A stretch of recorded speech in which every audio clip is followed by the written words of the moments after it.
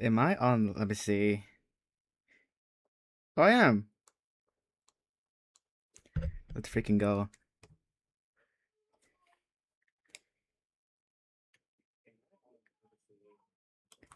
Okay, sadly, um, YouTube Shorts is not gonna be able to see it. So unfortunate for them.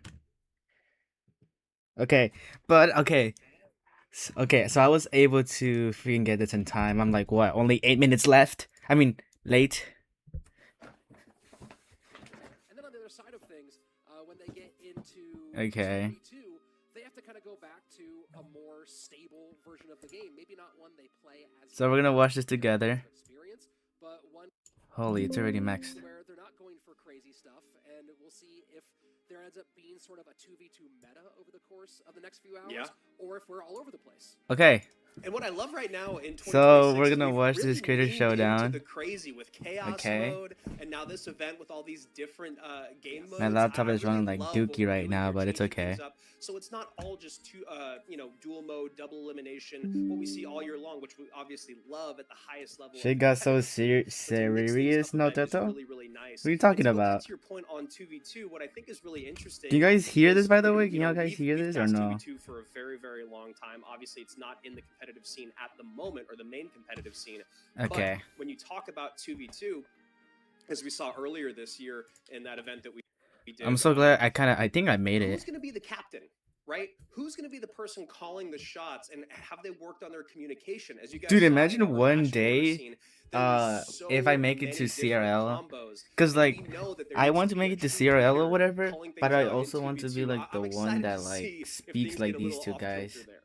Well, for now, let's go ahead and put 2v2 to the side because it's time to spin our Tell me guys if you can wheels, hear what our it first game well, mode so I can increase the volume, even though it's So here we go. maxed out technically. Classic decks, triple elixir, mirror match, mega draft. Oh, please no mirror. And boom. And 3 times elixir. Yeah, I love triple elixir, honestly. I mean, triple elixir, sudden death, and I think infinite are probably 3 times elixir. I want to see this. How do people always been a sudden death fight like this? Triple elixir and 7x elixir means things are going to get crazy really, really fast. And, you know, as you just mentioned, Pompeo, we're going to start off Wiley versus Pompeo. So obviously, at the moment, you Hello, Karam. probably say that Riley is substantially we're in a different type of stream. We're actually just watching this video. But you throw So yeah, you throw an event like this. Pompeo's had a lot of experience. Anything could happen here in this first game. I'm reacting to this video, the win, which is creator showdown, English versus Spanish. So yeah, let's watch these two guys together. Based on the thumbnail, I saw that Ian77 was in it, so that should be pretty cool. Right, there were so many things back then that were a very different version of the game. Also, I don't have the link for the like original video, so I think I'm gonna post it afterwards. I don't know if I'll be playing Clash Royale after this, because I literally just got home. We're probably not So going to see Balloon here in triple elixir, but Pomp could always do something different. You never know. You never know what Pomp's going to do. Excited to get in our very, very first game of 2026 here at the ooh, I'm actually early because they haven't even started the first match. Okay, that's gonna be like a new record. For every single game win, and we'll be keeping track of those throughout the day. First game, Riley versus Pompeo. It's gonna be Riley versus Pompeo. I don't know who Pompeo is, but based off the title, I think it's a English. I mean, not English, Spanish Clash Royale YouTuber. I only know English YouTubers, so. However, I think Surgical Goblin is Spanish. I think because he also has a Spanish channel. So that's actually pretty interesting. But I don't think Surgical Goblin is in this showdown. As you start getting those abilities going more and more aggressive more early. Yeah, right. The hero ability, the cost of it, the timing of it is something that you have to think about a lot. You mentioned the Magic Archer. I think because it is kind of the biggest hero ability that changing the elixir made it change how people use it and how often it's used. You know, when it was only one elixir, it was showing up in every single deck out there. It felt like you were matching up against it 100% of the time, realistically probably in the 90% of the time, and you would use it every single time. Similar to the goblins, like a lot of times you'll hear pros on their streams talk about, I'm just going to use the goblin ability because why not? It's annoying. You know, it's the same thing with the magic archer ability. Now that it costs 2 elixir, it's something you have to think about more, but not when you have 3x elixir. Not Honestly, I 7x think the elixir. marcher ability is still kind of broken. It is pretty much annoying. I don't think it's as annoying as the hero goblins. Because hero goblins are easy to deal with. The hero marcher just like teleports back, which yeah, it can actually really change a lot. Unlike the hero goblin. A single lowest tower value rule in CRL to avoid having to deal with draws. And then they were like, why don't we just make that what the game is? And it made it infinitely more fun. And yes, it did make it so that you didn't get stalled out for annoying matches as much. It made playing for the draw impossible, although that used to be a thing people thought was a skilled thing to do. You know, not so much anymore. It was one of the worst feelings when you were like, all I know I'm going to do is try to survive until the end of this game, which is going to take me 6 minutes, and no one's going to walk away with any trophies. It was so demoralizing. As we're waiting for this game to start, just going to give you guys a lineup of what's coming your way from the English and the Spanish side in this 1v1 set. Riley versus Pompeo, which is about to get underway. OJ Gaming versus the Gref. Then we have OJ Ian versus Bale. So a lot of people have talked about the strength of the English speakers in 1v1, and this is really where you're going to see Riley and Ian top 10 players in the world right now, I think unanimously, and they are both on one team. After that, we have Chief Pat versus Ferdinand Flo, Broyal versus Bennyhu, and then Molt versus Roblis. And what I think is interesting, I don't know who those two are. Of people like Riley, OJ, and Ian. The only reason I throw OJ in there is just because I think he's been playing for so long and he's still creating a good amount of content. Maybe Broyal is better or around the same level, but you have guys like Chief Pat and Molt who probably aren't grinding the same way that people like Ferdinand Flo and Roblis are. So I wonder, I'm so curious to see the levels of these guys. I mean, when's the last time you and I cast something that had OJ, Molt, and I mean, I guess never with Broyal in it? I mean, I guess I just answered my own question. Yeah, I'm trying to think if we did an event with Royale in it last year as a third-party thing. You know, we met him, of course, at World Finals. Lovely guy. Great guy. I didn't realize how big he was, how tall he was. We'll get game's on! Game's on! Jump into our first match of the day. Oh my gosh, this looks so insane. His normal environs, and Riley, as we're used to seeing, just the top of his head. The top of his head, beautiful locks of hair there at the top, and I like this. Riley's gonna go. Yup, look, see, the marcher is super annoying because you can just get an easy lineup just like that, and also you can pop ability and still get another lineup. So that's pretty insane still, even if the ability costs like 2 elixir. Some people like to go heavy in triple elixir. Other players like to Bro, Riley defended us so well. because they are so hard to keep up with. Love how in Goblin Drill.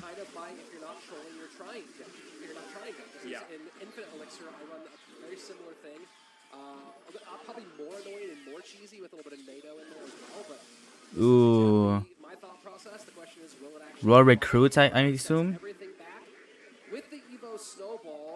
Dude, Riley's defense is like it's. Oh, I forgot it's 3 times elixir. That's why. Okay, never mind. I forgot it was 3 times elixir.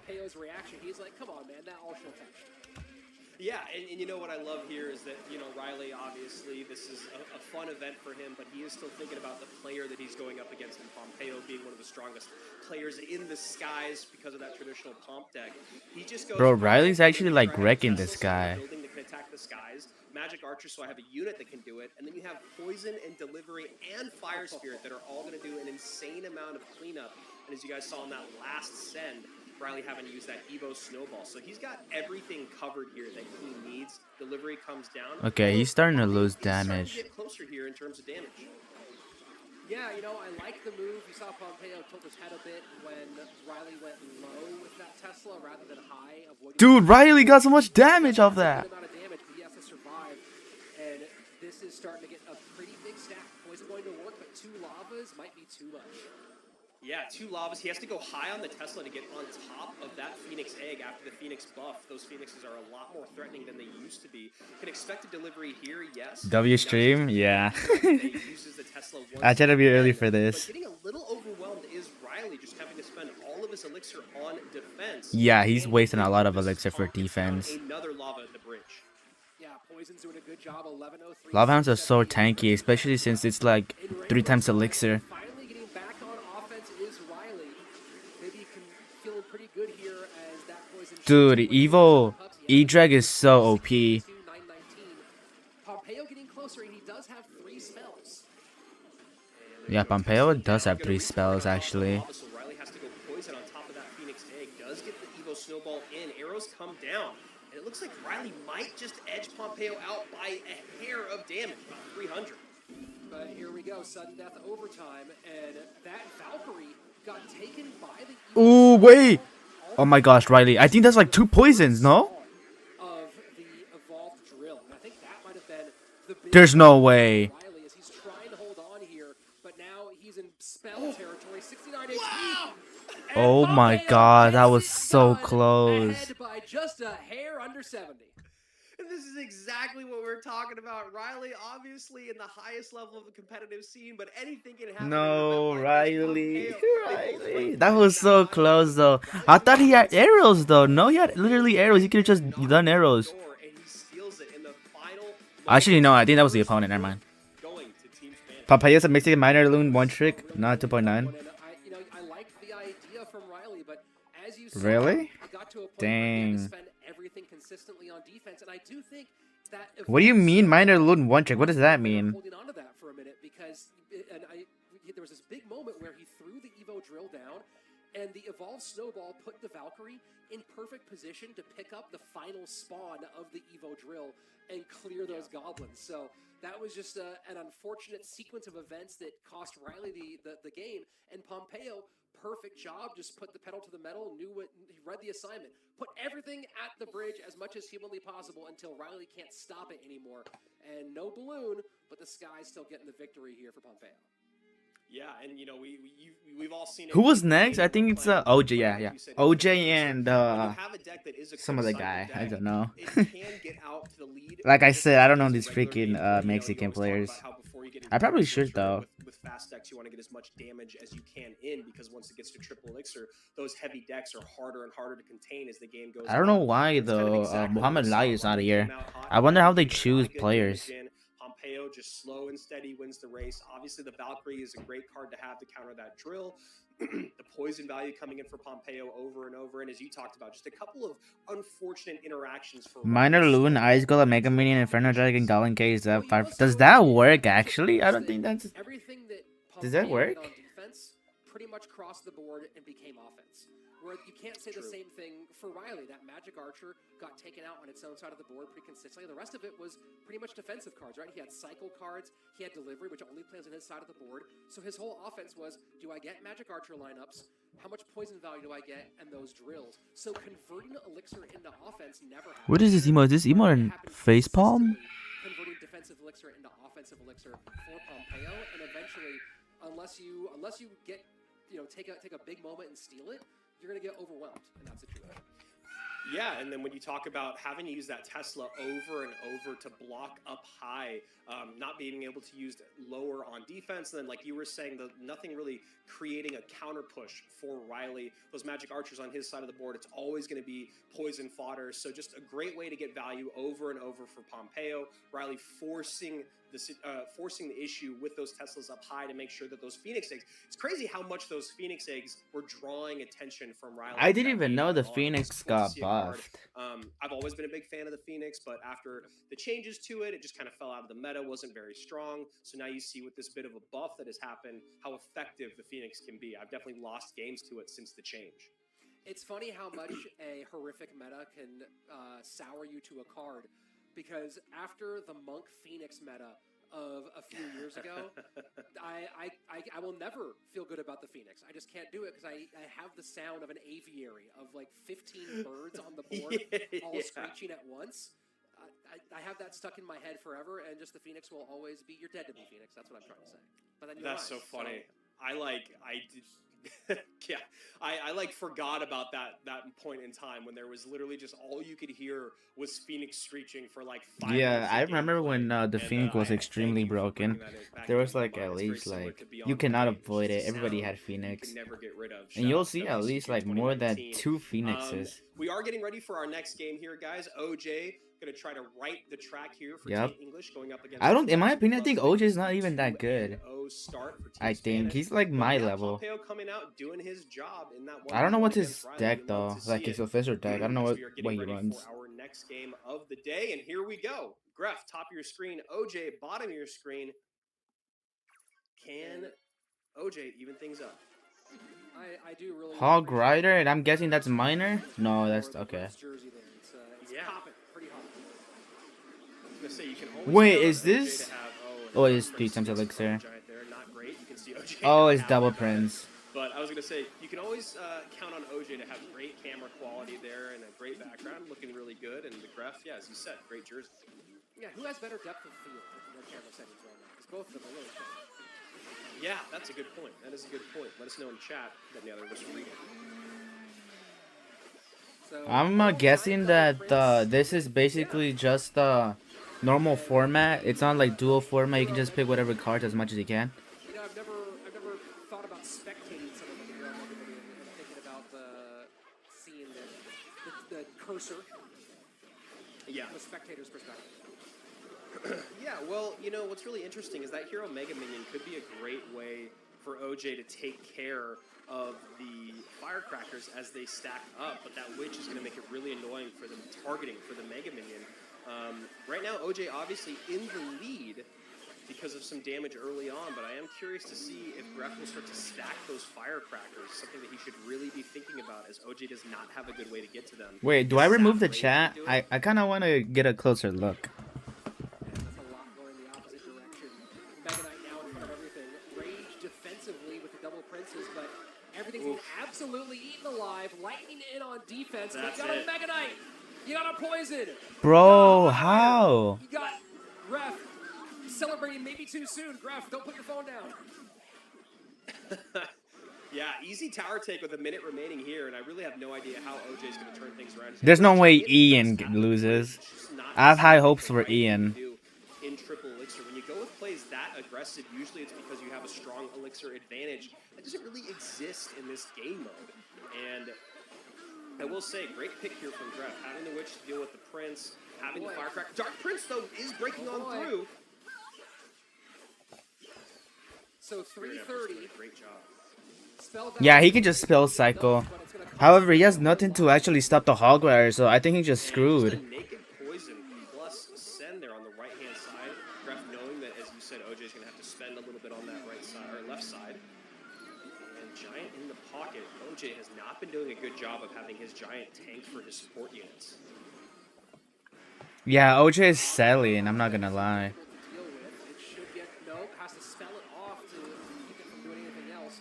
Mega Knight meets the Giant at the bridge. Firecracker, absolute nuisance in the back. Rage clears it off. But you called it, Andrew. It's the Witch has just been absolutely devastating to OJ's goals of getting into the second level. Yeah, and if I'm the Gref right now, I'm just stacking units in the back, and yes, poisoning the tower naked. Naked poisons on the tower, stack support units in the back, make sure you have as much DPS on your side of the board as possible. You just need 2 more spells coming out. 1 more poison, 1 more log. Excuse me, I think it's 1 poison and 2 logs, but OJ knows it's over. Yeah, there was no way he could have defended that. That sucks. That matchup was insane. Definitely feeling it in the moment as Team Espanol goes up 2-0 in our opening set. Bro, the Spanish are losing. I mean, the Spanish are A lot of winning. us at home expected when you saw the match order, but a great way to start the day. Gref and Pompeo playing. Oh my great gosh, first dude. They're 2 disappointed. games. I mean, it is 3 times elixir, so maybe they're not. I don't actually don't see a lot of YouTubers playing 3 times elixir, so it might be a new thing for them. It covers it as it's moving. It doesn't have to be perfectly placed like a fireball. You don't have to thread the needle like you do with a lightning. And again, you're in triple elixir, so it's not as costly, if you will, when you're just kind of getting down 1 unit and a little bit of tower damage as the game goes on. You're back around to that poison again and again. We saw Pompeo and the Gref really have great success with that spell in their deck. And you, on the other side of things for OJ, you saw almost pretty much nightmare fuel, right? Like tons of ways to DPS the giant off the board very, very quickly. I mean, that thing was getting melted left and right.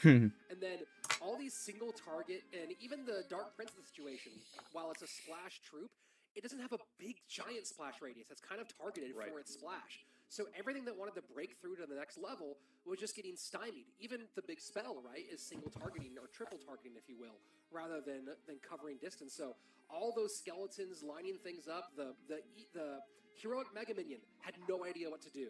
The Prince was just sitting there like poking everything in sight and going absolutely nowhere. Charges weren't being used from those Princes and Dark Princes on anything useful, except for that one moment.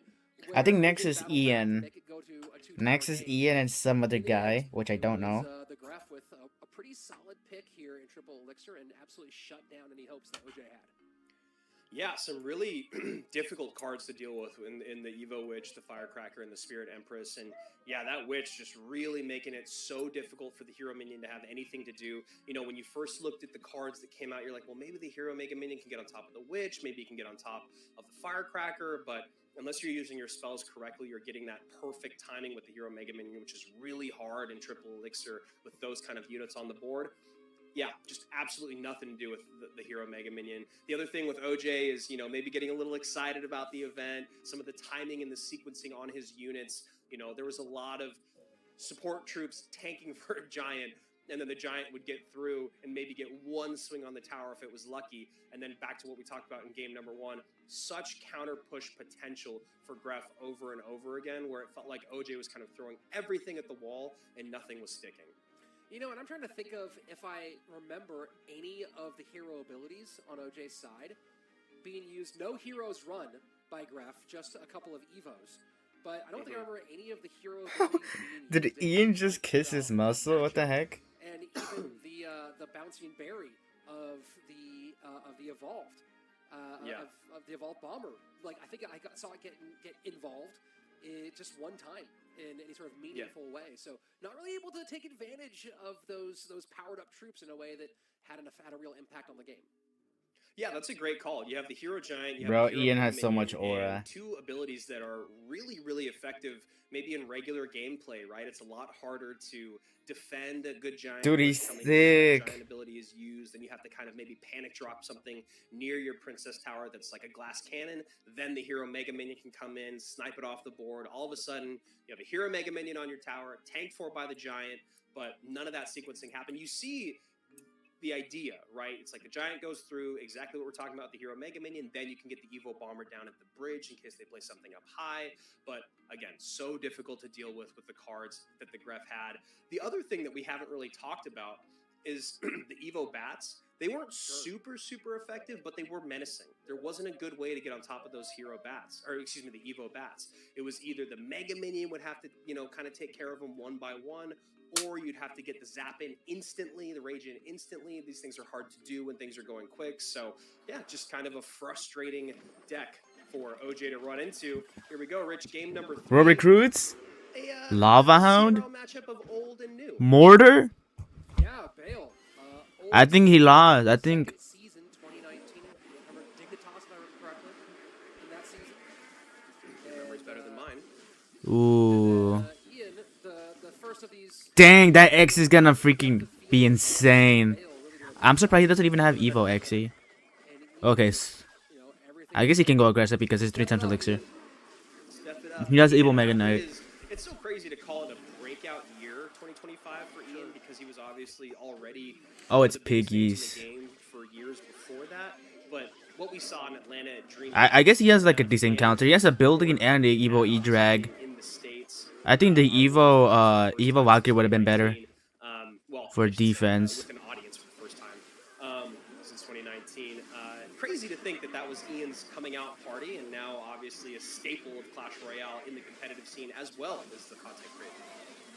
The 3 biggest pops I've heard from the crowd in Clash Royale history were, the first one was in Tokyo 2018 when was it Expo Master who played the Lava Clone, and when the clone popped on the Lava Hound and the Bats? I think that's that was wild. That crowd popped pretty hard. The next one was obviously the year after that, the 1 HP game, the Surgical Goblin Morton moment. But then the third other one that was the biggest I'd heard since 2019 was Ian in that game against Lucas. That finale right there, the pop, the way the crowd reacted. They were so pumped to see just a great moment, but also to see that great moment for Ian. So that was a really special one for everyone who was there. Yeah, just a good dude, just a wholesome good dude who could probably outbench you, and right now is in the lead by just a bit. He has yet to emote. You know, you've got the Evo Valk there to deal with Bowler, what the heck? you need on these piggies. Obviously, you have the Goblin Cage as well to bring them in, but you should get some good damage on the right side, does Bale, but still having to deal with quite a bit on the left-hand side as that Phoenix is causing a bit of stress. Executioner comes down to clean it up. Yeah, Bale's also one of those guys who's really done a little bit of everything as well. You know, he's been a pro player. He played in CRL and a bunch of other tournaments as well. He's a successful content creator. He's also, like us, been a commentator. So he's kind of worn every hat you can have. Oh, I think that's tower on the right side. Wow, and you see right there, a miss for Ian on picking up that cannon cart. Bro, wow. Should do the trick. And I think just like oh wait, he got the tower. Oh, but the left side tower.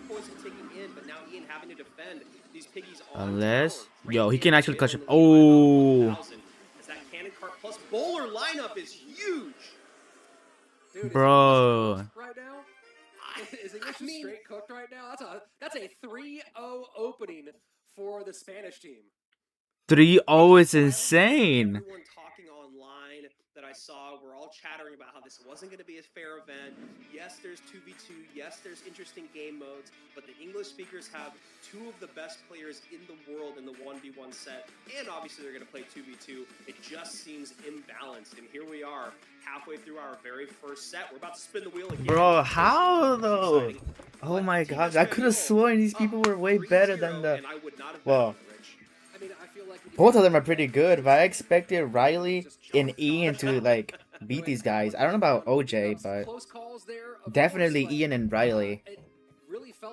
I mean, then again, it is 3 times Elixir, so I barely even see these people play 3 times Elixir. Yeah, I mean, I'll be honest, I'm really surprised at how this has started out. When, you know, you talk about the combination of cards that were run in that game 2 with OJ and having a really, really hard time stopping the Gref in game number 1. You know, I don't know who these guys are. I don't know who Chief Pat is or Fernanflo. I don't know who they are. There in game number 3, just a really smart heads-up play. You go cannon cart in the pocket, bowler right behind, and whatever is there to body block the cannon cart is going to set up the lineup for the bowler. So, you know, again, this is a guy, as you said, Rich, Bale has worn a lot of hats in the Clash Royale world. So, looks like another one is winning this event so far, winning this first game in this event. Yeah, it was definitely heads up. He did a good job recognizing how low his opponent was on Elixir in that moment, right? The Valk and then the arrows, and you're in triple. When you're low on Elixir and triple Elixir, you know that there's a really serious problem. And he'd just barely been hanging on, and then he drops the Valk and the arrows to try to make sure those piggies don't kill things. And it's very rare you find yourself with a serious advantage like that when he just goes, oh yeah, easy, big purple guy. And GG, well played. First set, an absolute sweep, which is pretty amazing for the Spanish content team to get out early, and then they get closer and closer. Especially when you talk about, hey, that's a 10K difference between winning this thing and just playing in this thing. That's got to feel good. Yeah, absolutely. I mean, you got 6 players on each squad, so if you get first place, then you get like 5K a piece, and then I guess if you're on the losing team, you get like okay, so there's 6 people like that, 3 and some on change. each team. So it's gonna be 6 games, I think. That's why we're here, guys. We're not the mathematicians out there. You guys can do that on your own. But yeah, great start here. I'm excited to see what game mode we get next. I don't know why, but the idea of watching a lot of mirror games makes me a little crazy. Although it really does show a great understanding of matchup when you watch people play against mirror and then the person that takes the advantage. I've just never been a mirror fan. Do you have a favorite game mode? Is it Infinite Elixir, or do you have a least favorite? Infinite's probably got. Dude, my favorite game mode is just normal. I like to have fun with it. You know, I don't like anything besides the normal game mode. Minor deck that I just try to get lineups. And Or actually, Just spam. I think just spam and normal draw. game mode, Super fun. it's like my top. My second one has to be that's triple probably number draft, one. Of course, Mega Draft. and then it has to be mega draft. A pretty heavy I think those are like my place to top start. favorite ones. Any other game mode is One of pretty the buns. best competitive modes Well, we have. It just takes a long Infinite time since Elixir, I Yeah. think it's only fun with friends. New mode of CRL anytime soon, but it is one of my favorite modes. Chief has an OG content Those two creator. probably take the cake for me. How about you? Yeah, I love that they've been mixing in these different. Yeah, I haven't designers, seen- you know, I haven't for seen the guy. Different game modes. Mine's sudden death, so we'll see if we land on Oh. sudden death. I also do love when you go back to classic, and yeah, I mean, how can you hate Infinite Elixir? Let's It's go! sudden death. Sudden death, baby. What I love about sudden death is how much strategy goes into such a small amount of time. But also, what you can hate about sudden death is you make one mistake and your game's over in like 27 seconds. Sudden and you're death like, is basically "Let's just like break those normal 21 game. tries." So we'll see if that happens here. Kind of interesting because when you talk about the best 1v1 players in Riley and Ian, they're guys that I feel like would really, really shine in something like sudden death. They've already had their turn in this set, so now it's going to be up to the other players remaining. Chief Pat up next, and then Broyal and Molt, and they're going to be going up against, in respective order, Fernan Flo, Benihu, and Roblease. So I'm excited to see Fernan and Roblease. I've never seen either of them play. Obviously, there's like 50 to 70 million of you that have seen them play pretty regularly. So just excited to see what they bring to the table. And then you and I, you know, it's been a long time since hanging out with Chief Pat in that 2018 CRL green room. Oh yeah, it's been quite a while. We got to see Molt this year. I mean, we see OJ every single year at World Finals. He's a staple of it. But finally got face to face with Molt for the first time this last year at World Finals, with us being in Atlanta, which was really a treat to get to meet him and get to see everybody. And that was, I think, one of the best things of that last World Finals was having everyone together, getting to really hang out with people who you know through a screen so much, and who maybe you've been on calls with, things like that. But getting some FaceTime with all those people, including a lot of you who were watching at home, who were there, which was an absolute blast to meet you all as well. So, no, I had a good time. And Molt, from when I think about I think about Chief Pat and Molt too. They're both top and some people like to play Infinite Elixir. Both of them, I always think, of course, they played some of the early competitions. Pat, quite 4 minutes famously so, late. but I think more about fun when I think about those guys, right? About all the creative things. What is Nico Fighter talking? Okay, for the match. Again, I come back to being curious. Do they go for just straight? It's sudden death with 5 minutes. Okay, so it is 2 times Elixir. That's what I thought. Graveyard and Battle Ram. Looking like he's just running a classic Splash Yard deck. Yeah, I think Splash. I think this is Chief Pat's game. Oh wait, the right side. If Pat is just going for the decks that he already had in his account, that if, he does clearly have heroics and evos. He actually defended that. That's insane. Only one hit. He does have some updates here, but looks like not a lot of change. Fernando Flo. Oh, that's him. I actually seen that guy. He's English though. Okay. We got Benny Jew. Benny Jew. I actually do know him. Mr. Clash Royale. I know him. I kinda know Molt. Rovlels. Wait, who's English and who's Spanish? Because they look both. Make it happen if you wanted to. And this is a Double Evo push. Yeah, wow. And the defensive freeze wow. is always the worst sign. Oh, and the witch. And remember, folks, Wait, who won? English or Spanish? Pat kissing the biceps, getting the flex in his living room. I guess I don't actually know. Bro, I think Spanish won. Cat Fluffy. What is that Chief Cat? I actually don't know what that cat's name is. Chief Cat seems accurate. That should definitely 0 to 4? If it is not, and probably not, but I really do hope it's Chief Cat. Chief Pat, though, coming off with the very first win of the day for the English-speaking team, Team English, as he finally turns things around. Oh, okay, never mind. It's English. It's English. Okay. 1-3, 1-3, 1-3. Okay. Like what we talked about, things can really go off the rails very, very quickly. And Chief Pat, loving his splash yard right there. And we both saw it coming. That double Evo push, dangerous. I love the Pat's victory photo there. Just You know, his hair's a little bit messy. He's got the tank top on, and you know, you're at home, Andrew. You know that Yeah. the biggest flex is to not care, right? I think I saw Quentin Tarantino at a pool at a pool there once, and he was wearing everyone was in the nightclub attire, and he was wearing basketball shorts, a tank top, and slides. When everyone else is dressed up nice. So Chief Pat going with the Tarantino level flex in his victory picture here. Yeah, that's the Adam Sandler effect, you know, just showing up in basketball shorts and an oversized hoodie to everything for the last 30 years.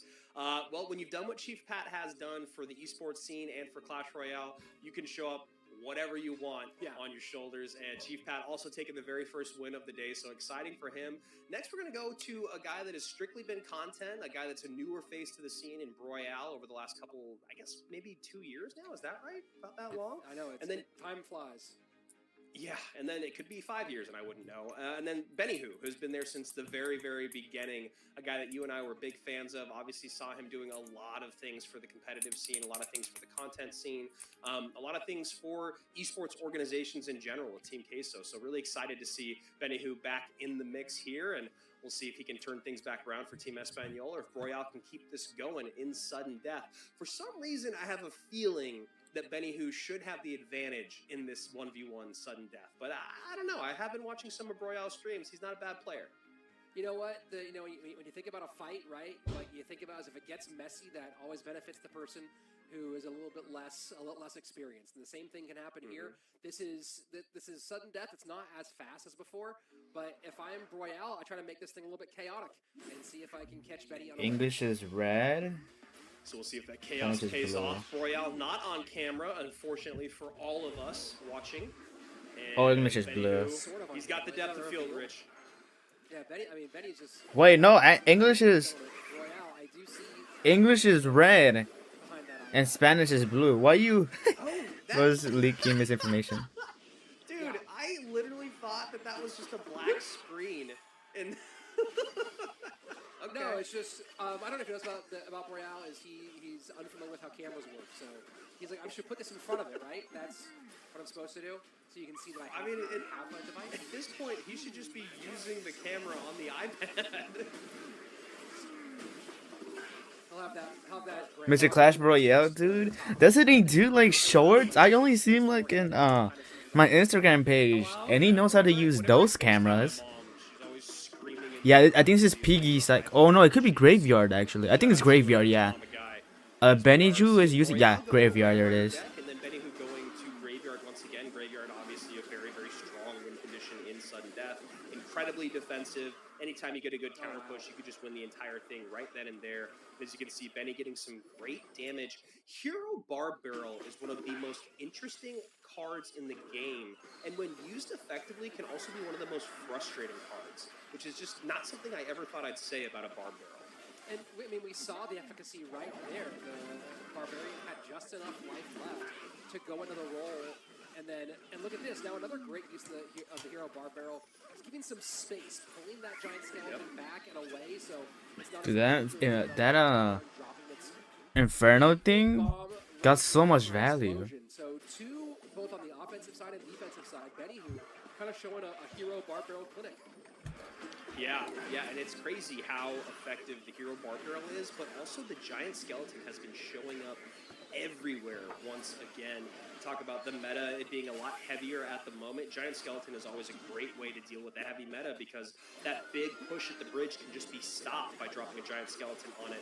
And then obviously the bomb taking care of all the support units. So Giant Skelly in the mix for now in the meta. We'll probably see a good amount of it at CRL this weekend, and obviously seeing some of it here today in this event.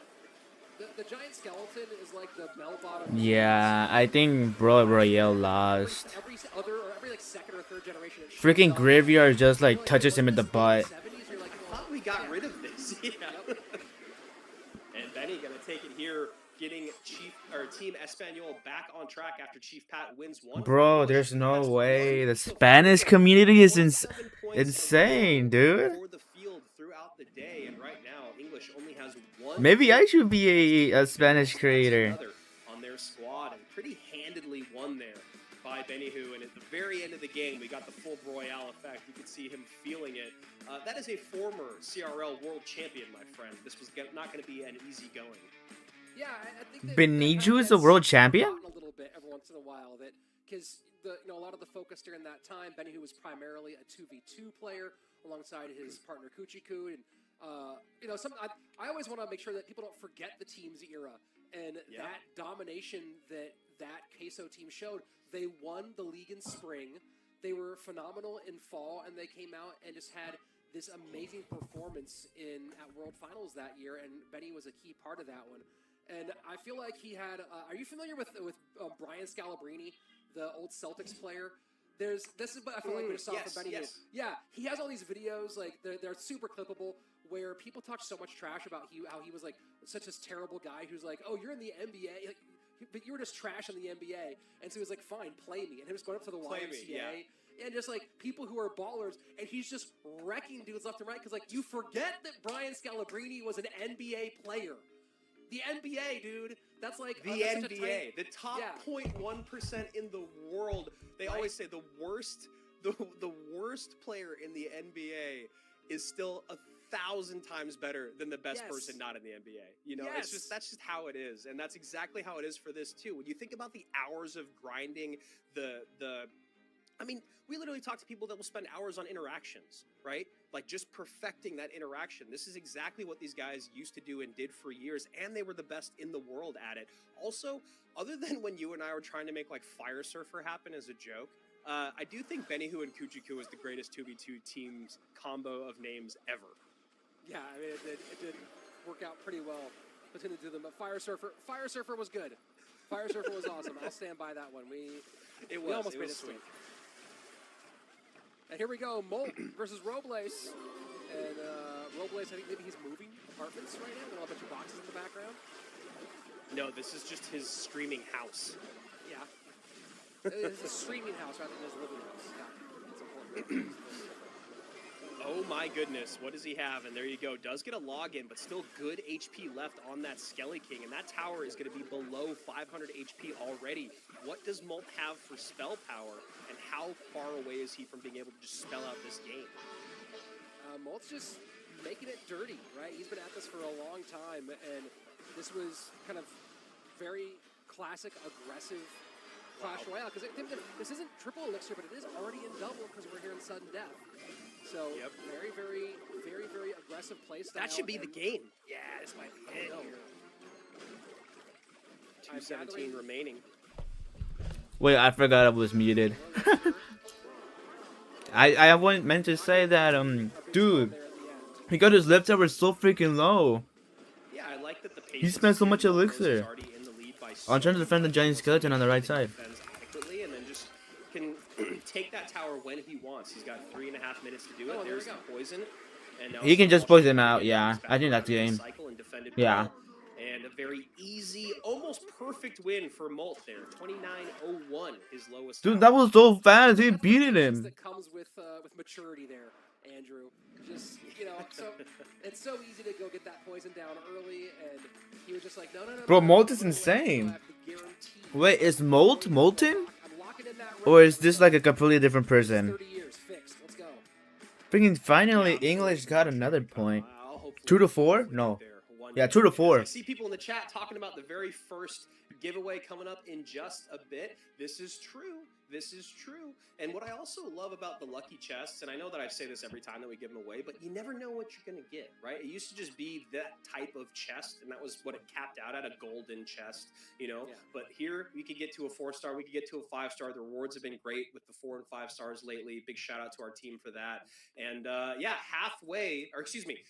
finally through our first set of the day. 5 more sets to go, so we've still got a lot more Clash Royale to be played, honestly. And we'll see, obviously, what those game modes are once we get back to the 1v1. But as we get into 2v2, these are going to be 2v2 best of ones, classic 2v2 mode. So I'm excited to see what people are going to bring out. This will give us a little bit of a closer look at what's more popular in the meta at the moment. Obviously, 2v2 different than 1v1, but we'll be kind of playing or flirting with the meta that we're currently in.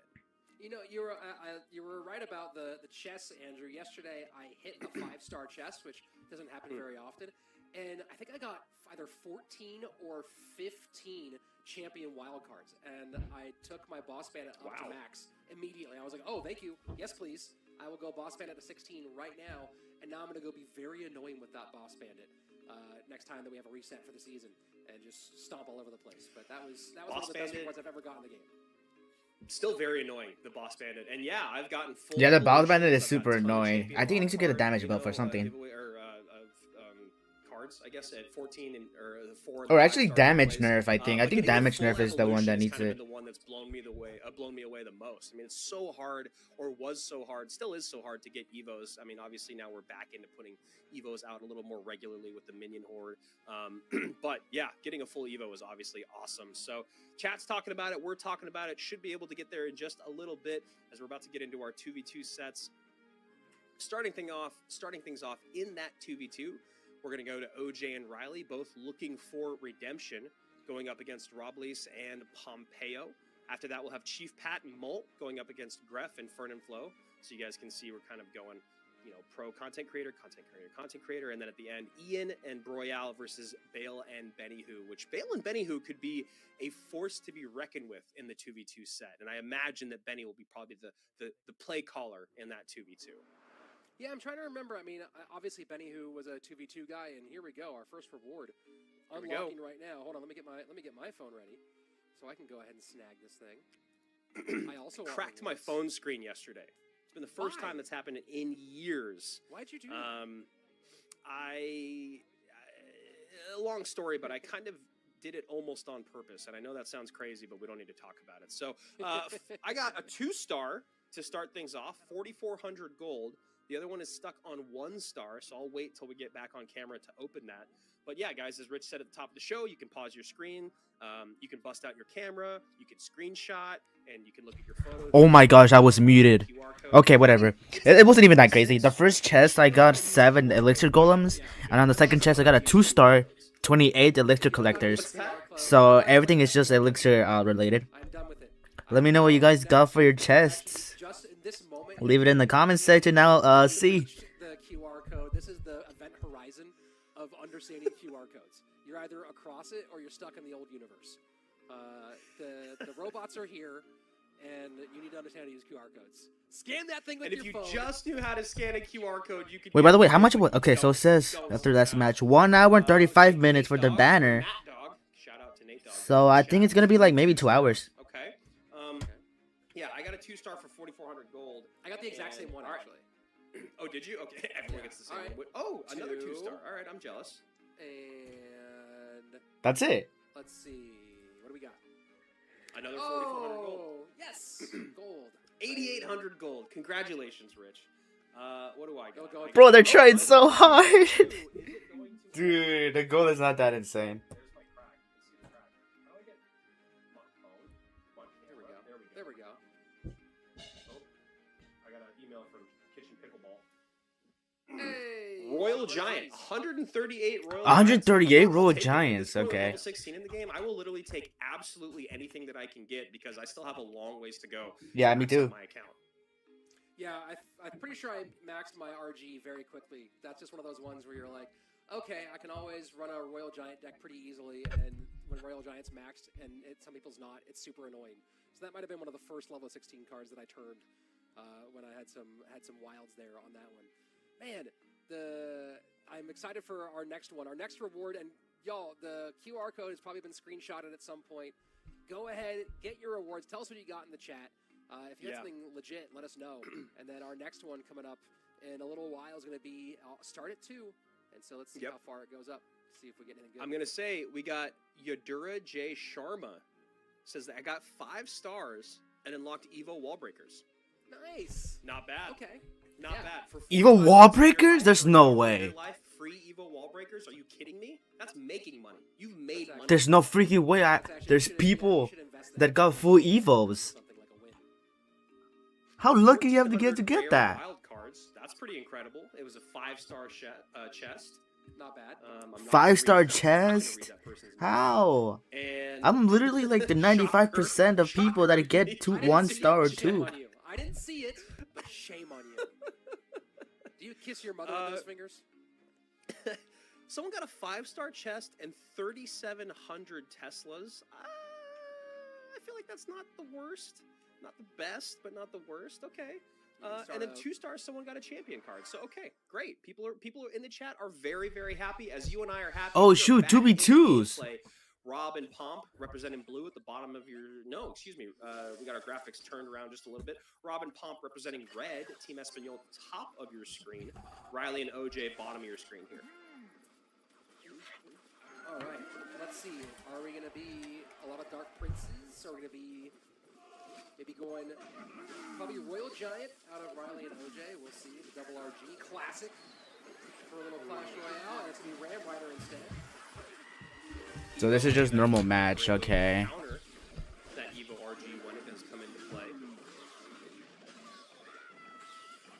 You know, one thing that doesn't get talked about a lot, Rich, is the Evo Lumberjack. Oh my god. I think that's tower. And I got to admit, I have lost a lot of games to the Evo Lumberjack. Ooh, Yeah, no, that's a good freeze. That's I think that's tower. everything about that is awful. Yo, Riley chopped. Oh my gosh, Riley, look down. Huge explosion, and man, the Yo, wait, OJ's shirt is so tough. the giant skeleton is gonna drop that on your tower. No, because it's happening more and more these days because everyone is playing Giant Skeleton again.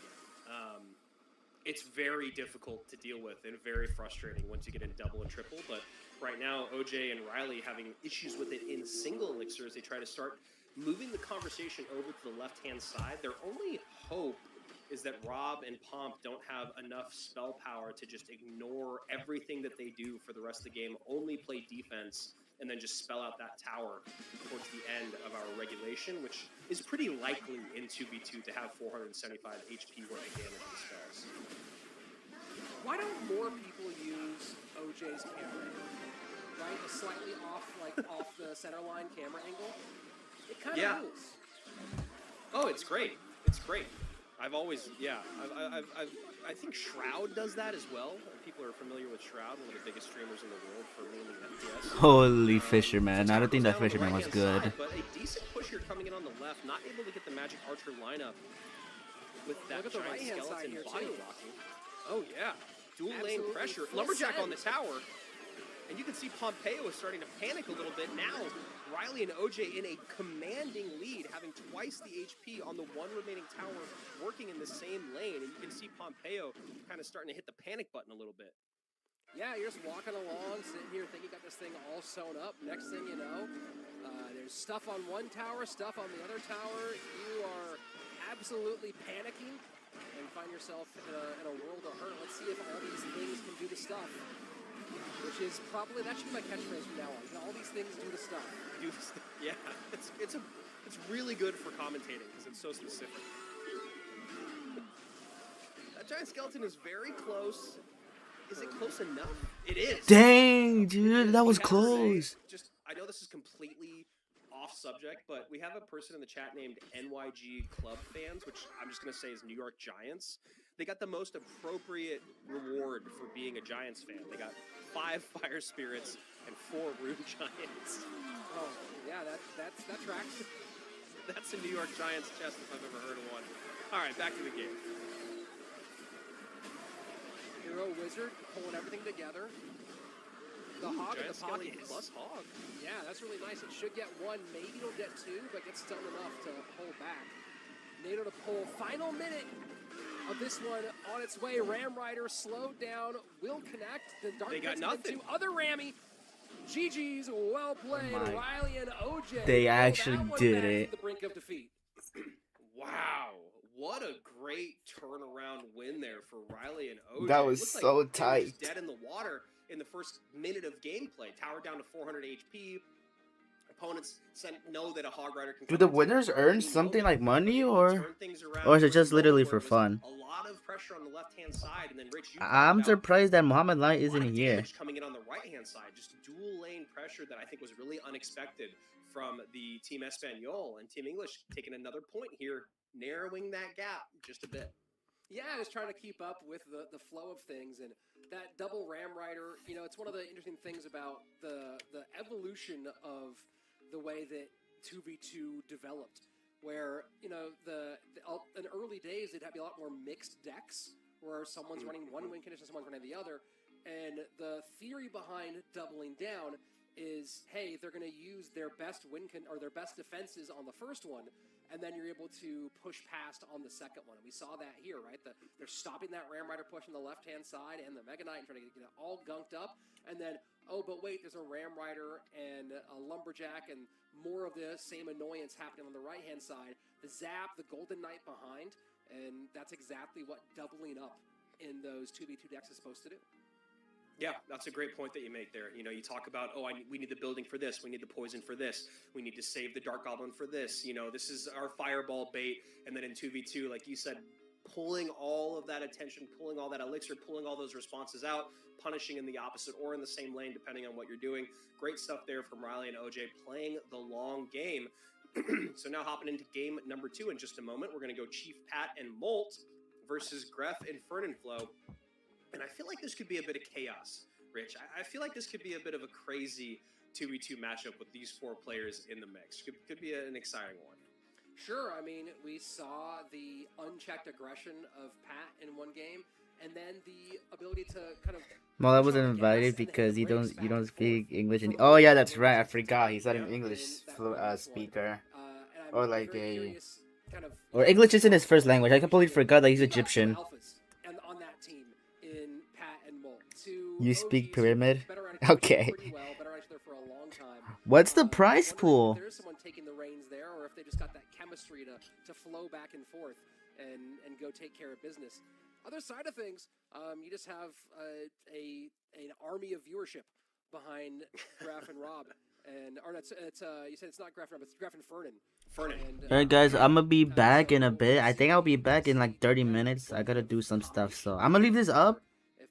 But I'll be back in like 30 minutes. I'll be watching. Yeah, not to date our boys here, but you do have, as you were talking about with Molt and his patience, the maturity there. We have a much more mature team on the right-hand side than Gref and Fernanflow. Again, colors may be a bit confusing. Chief Pat and Molt are going to be representing blue, bottom of your screen. Gref and Fernanflow are going to be red, top of your screen. And no surprises here, more Giant Skeleton in the 2v2. So much value out of Giant Skeleton in 2v2, right? Just the ability to, when you get into a fight at the bridge, sure, you might quote-unquote lose the fight, but then they lose everything that comes over and it ends up being a wash. So the value there, so much beyond just tower connections. So even in Elixir, even though a lot of it is in the hands of one of the players on Team Espanol, and you can see there Gref laying down that Giant Skelly in the back as Pat is about to tick to 10 Elixir, and they go aggressive Lumber Loon at the bridge with the Hero Loon. Pretty cool ability there with the little Skelly jumping out and doing some damage as it lands. Probably not going to use it at this moment. But there is a cool interaction. Fireball pushes it forward, and you can see Chief Pat loving that interaction. Yeah, absolutely shocked of the direction that balloon ended up getting sent. Here we go, Graveyard in on the left-hand side. A little tankage from that Giant Skeleton. Log plus Lumberjack to clean things up. Log should be sufficient. Freeze is in. And good damage on both sides done by our English team. Yeah, and they have the great ability to kind of create a lot of damage right away when you talk about Lumber Loons or Graveyards. So they have the ability to kind of just defend for a while and see which lane they get a good counter push in and then abuse that lane. So right now, if I was them, I'd just play some stout defense, as we can see here. A nice poison at the bridge to clean everything up. I don't know if I love those arrows. It feels like they could have been just a bit of an over expenditure. Maybe could have gotten a unit down on the board instead of another spell out, but shouldn't be the end of the world unless they allow this wizard to connect. That's kind of what I'm talking about, Rich. I feel like if they were able to have gotten a unit down instead of a spell, they would not have just taken that much damage. That is an insane amount of damage to give away to just a naked wizard at the bridge. Yeah, it's deceptive sometimes, right? Where you're going, oh, it's just a wizard, it's a glass cannon. It'll be very glass. You're like, oh, it's a little tankier than I anticipated. That's a lot more damage, and then next thing you know, it's stacked up, and you are behind in one lane. Yeah, that's a good point that you make about the wizard. He's just a little bit less of a glass cannon than you expect him to be. Sometimes you'll have like a sliver of HP and still be able to get off 2 shots, and the damage versus what you could have spent is usually not worth it, as we just saw Chief Pat and Molt learning that hard lesson. Also, their arrows have not been great. Here we go. The timing and the placement. Yep.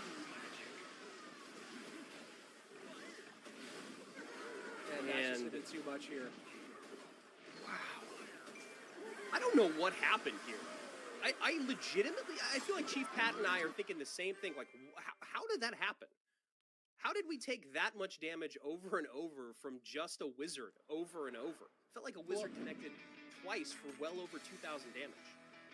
You know, one of the most important things that I remember being told early on in our Clash Royale days was that you should stop the troops from damaging your tower. And when I Who look at said this, those brilliant words? That's the mistake that they made, was they didn't stop that troop from damaging their tower. And maybe they can go back and come up with some methodology on how to make that not happen.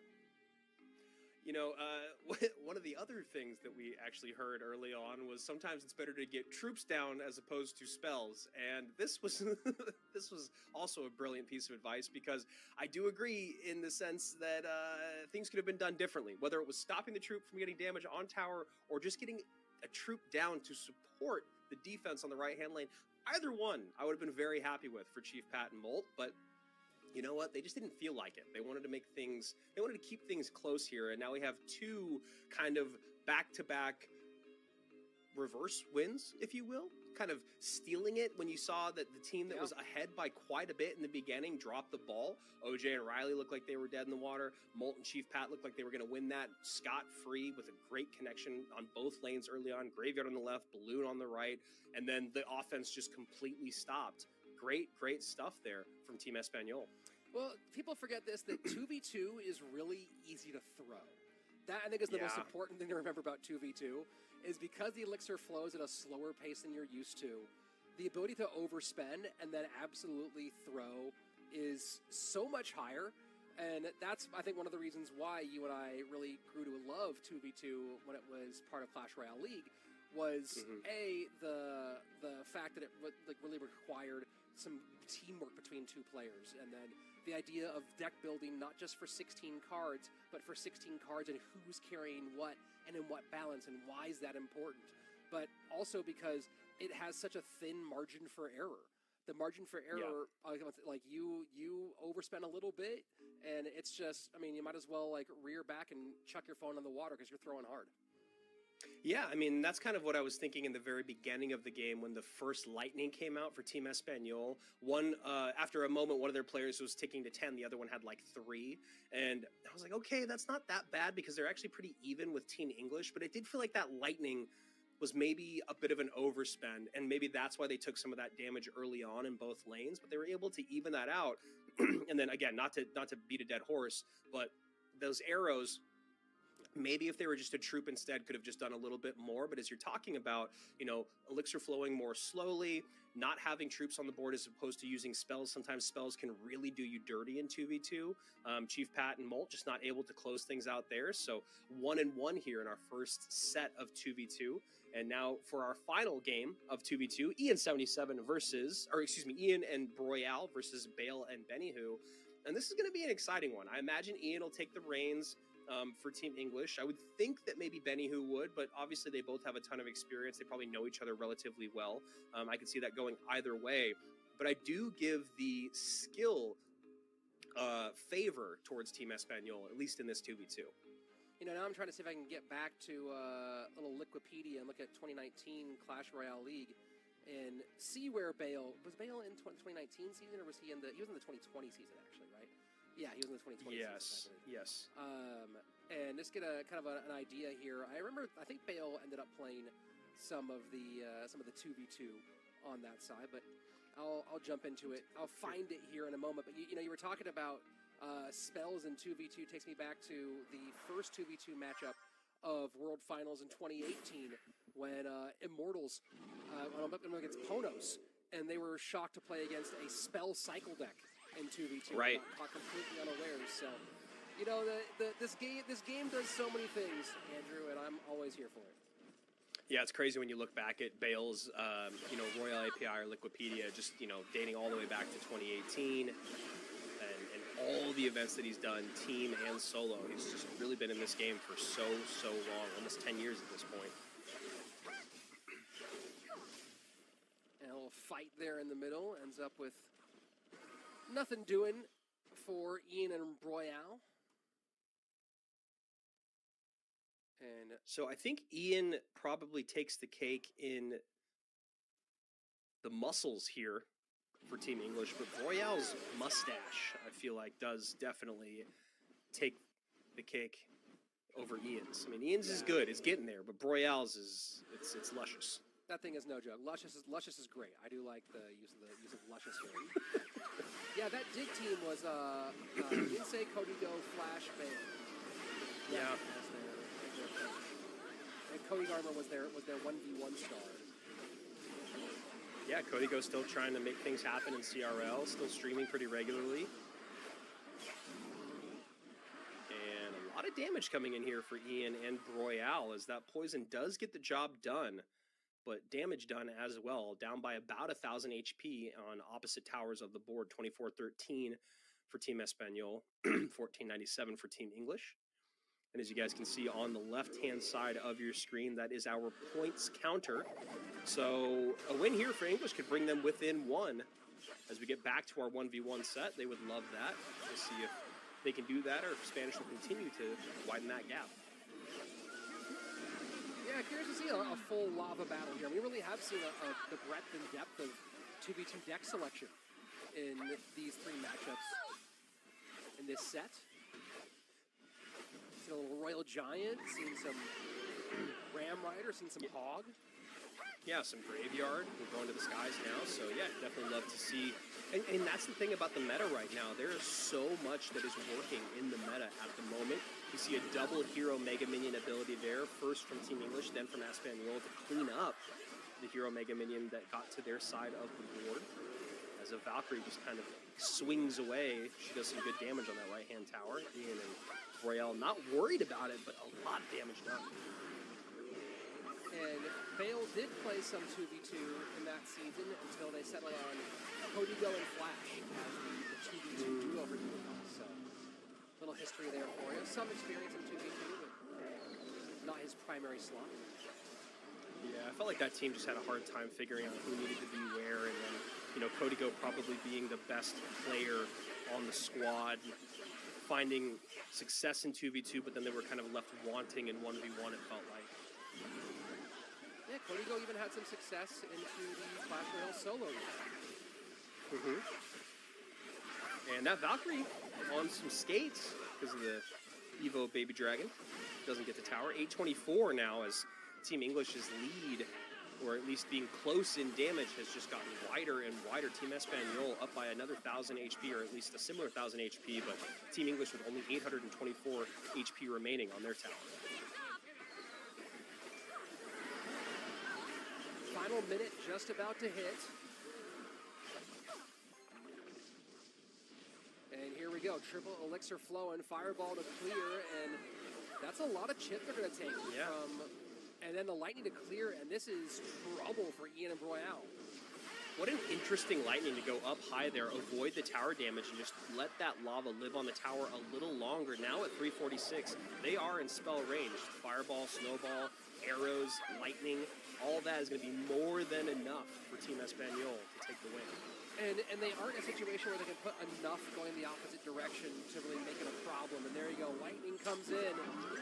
Bale and Benny putting one more up for Team Espanol. Yeah, awesome. Awesome stuff there.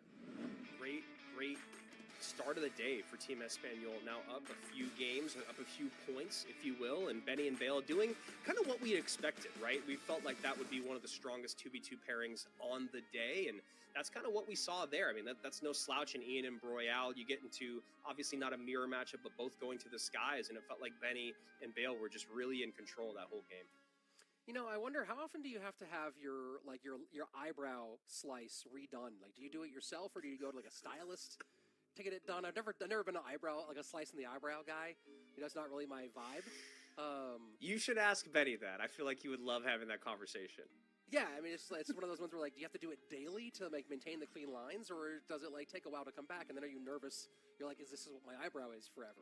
I had a friend, she had a scar there, and I thought, I actually had that conversation with her finally, where I was like, hey, I gotta ask, how often do you do the eyebrow slice? And she's like, that's a scar from childhood. She's like, once. And I was like, I did it once, and it's forever now. Thank you.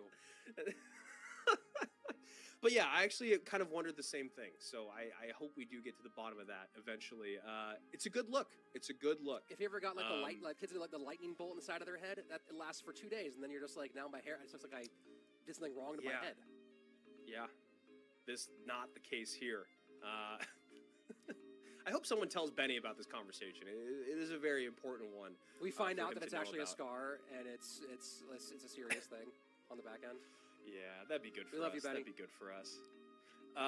So, guys, we are done with our first 2 sets of the day. We are a third of the way through our day. We're going to get back into the 1v1s. We're going to mix things up now. Not going to see any of the same matchups, which will be really exciting there. Yep, we're going to spin. I'm trying to make this happen. I don't think it'll happen, but I'm just going to keep doing this for the wheel spin. You know what? I've been looking into the camera, looking into the soul of the crowd here. I have not noticed you doing this for the wheel spin, but now that I see it's very similar to this, sure. but it's the wheel spin, you know. Yeah, I didn't... How old are we? Yeah, in case anyone was curious. Just letting the teams here get a second to reset, and now they're going to see what game mode we are going into. As you guys see, those are all the options on the right-hand side. I am back. 7X Elixir! Triple draft. It's going to be Mega Draft. Oh, it's Mega Draft. Wow. And as you mentioned, Rich, that is one of the longest game modes. Yes. But one of the most exciting competitively. And we are about to see 3 Mega Draft. Hello, guys. I hope I'm not too late. Matches, whatever you want to call them, coming your way. And this is a really interesting one because when you look at who is in the first 3 games for each 1 team, hour and 30 English freaking minutes. Ian, Molt, and Broyal. And then for Espanol, it's Benny, Hu, Fernanfloo, and Pompeo. I do feel like Benny and Pomp are 2 good pickers. Benny going up against Ian, so that's going to be really, really interesting, right? Like, I feel like that's going to be a really great matchup. Molt versus Fernanfloo, who knows what's going to happen there? But then you have Pompeo versus Broyal, where I would hope that Pompeo takes the edge there, just because of his experience, his competitive knowledge, but you never know. And then for the second half, obviously we'll be in a different game mode. We'll have that conversation in a little bit, but feels like this first game is a really perfect one between Ian and Benny to see kind of what the extent of the competitive Mega Draft can look like. Yeah, that's gonna be fascinating. You know, there was a while where I was doing Mega Draft tournaments and challenges on my channel. And Jules, the longtime coach, Julesy, who coached his way to a world championship at least one time. I don't remember the total numbers. He and I were both really pumped about Mega Draft. And if you enjoy the draft phase, it's the most exciting thing to watch. If you don't like the draft phase, it can be pretty brutal. But if you enjoy it, which I do, and the conversation of how the picking goes piece by piece, I think it's absolutely fascinating. And it has roots in the original Clash Royale. There's a guy, you might know him as Seth now, but a guy, the Rumham, who on his channel kind of almost gave the prototype of what became Mega Draft in later years, doing draft stuff on his channel in very, very old school streams. And, you know, seeing Mega Draft make its way into Clash Royale, I think was a special thing for him, and one of those things that I've enjoyed immensely when I've gotten to see players at the highest level do it and speak with the thinkers at the highest level as we're watching the draft take place. Yeah, shout out to Rumham. It's been a while since I've heard that, you know, thrown out there. He's just been Seth for so long. Yeah, you know, we got triple draft, which felt like, man, there's just so many things about this that need to be fixed. It's just, you know, the RNG of what cards were given. Sometimes there was just a straight up better side to be on. You could literally get the counter to your opponent's win condition. You could give them horrible responses to yours. Didn't always line up that way. But the fact that it could happen here and there was more than enough to not really make it competitively viable. When you look at Mega Draft, it is so fascinating because, you know, like you said, Rich, you talk to the greatest players and the greatest minds that play Clash Royale at the highest level. And the first thing you do in that short window of time is you got to look at every single card on there and start to look at the exploits, right? what spell could be punishing, or what card cannot be spelled off the board, or what win condition doesn't have a true counter, all these things. And then you have to kind of slow play it, right? Because you want to start off with smaller things like spells or cheaper cards as to not show your hand, because if you just pick your win condition right off the bat, or what you think is going to win you the game right off the bat, your opponent has all these picks to kind of counter that and paint you into a corner. So that's the other part I love about it is, you know, the whole will they, won't they, when will they pick that card, and then when they finally pick it, you know. And then the other thing is, like, you get there, English there's is not only having one a good card left time. for you to Yeah, pick and 2 for your opponent. They have I to pick a saw. win condition, and then you Bro, kind of English is like guess based fumbling off so what they freaking have and what bad. you have. So Holy. I admit, I am not a huge fan of playing Mega Draft. I do like playing it from time to time, but as you mentioned, I really do Roomham, love watching aka Mega Draft. Seth. Oh yeah, And think of Seth. that also moment of when you're thinking about What the happened to next game Seth? Did he get up, fired or did he just like it could be quit? something Well, because let me it's give an me a obvious card second. that I you have completely to forget how fix, and you're Seth trying to looks like. Give me a counter that second. on the back end behind it, right? So it's like layering things over and over and over again. It gets really, really fun. And like I said, getting to do Mega Draft with pro players playing with someone like Julesy, who was a Mega Draft savant, and he was the only person who liked it more than me. Who likes it more than me is Jules. So that was always What happened? a blast. And here we go, our first Don't see. Mega Draft match. Oh, triple draft. Okay. 3 I mean, Mega and Draft. Okay. I need to see I'm this. looking at this and I see, well, there's no big spell to counter Three the Musketeers? So nasty pick to open things up. Oh my gosh, you chose the Three Musketeers. Yeah, and this is kind of what we were talking about, right? You go 3M, and then Monk is such a great counter for it. Obviously, you're going to split the 3M pretty consistently, and the Monk will be able to handle some of it. But seeing no poison, no fireball, no big spell, 3M is such an interesting conversation. Now look, also battle rams on the board, so 3M Ram as an archetype is available. You know, with 3 Musketeers, so much. I'm interested to see this. Let's see what Ian cooks up. It creates pressure in the single Musketeer lane. Bro, I'm running out of nutrient No, bars. it's so crazy. After playing against Yeah, I Ian for ran as out. long This is as my I freaking have, last one. it's still a pretty tough deck to match up with when you play up against someone that really knows how to create just enough pressure to pull your attention and elixir away from the other lane. And I know that seems so kind of obvious to say, but it really is an art form, because it'll happen to me where I'll lose a few games to 3M, and I'm like, you know what? I want to try 3M, and then I try it, and it's just not the same. You really have to think about all of your opponent's responses, how to abuse pulling them out, and then to make that happen in the opposite lane where they just have no elixir or not the cards that they need. And it happens quite a bit against good 3M players. Ian obviously going to be a great 3M player. What's that? I was saying, I gotta imagine that Ian's gonna pick up that snowball at some point. So he has some sort of, you know, the synergy with the miner is really big. The miner was a pretty obvious grab because he saw the board and saw he had no real way to deal with the princess. And so the miner is in lieu of having a spell to hit the princess off the board, and there he goes, grabs the void.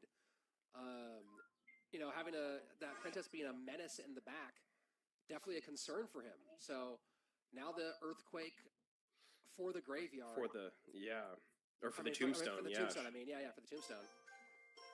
But still has the Ice Spirit and the Berserker to do some good damage.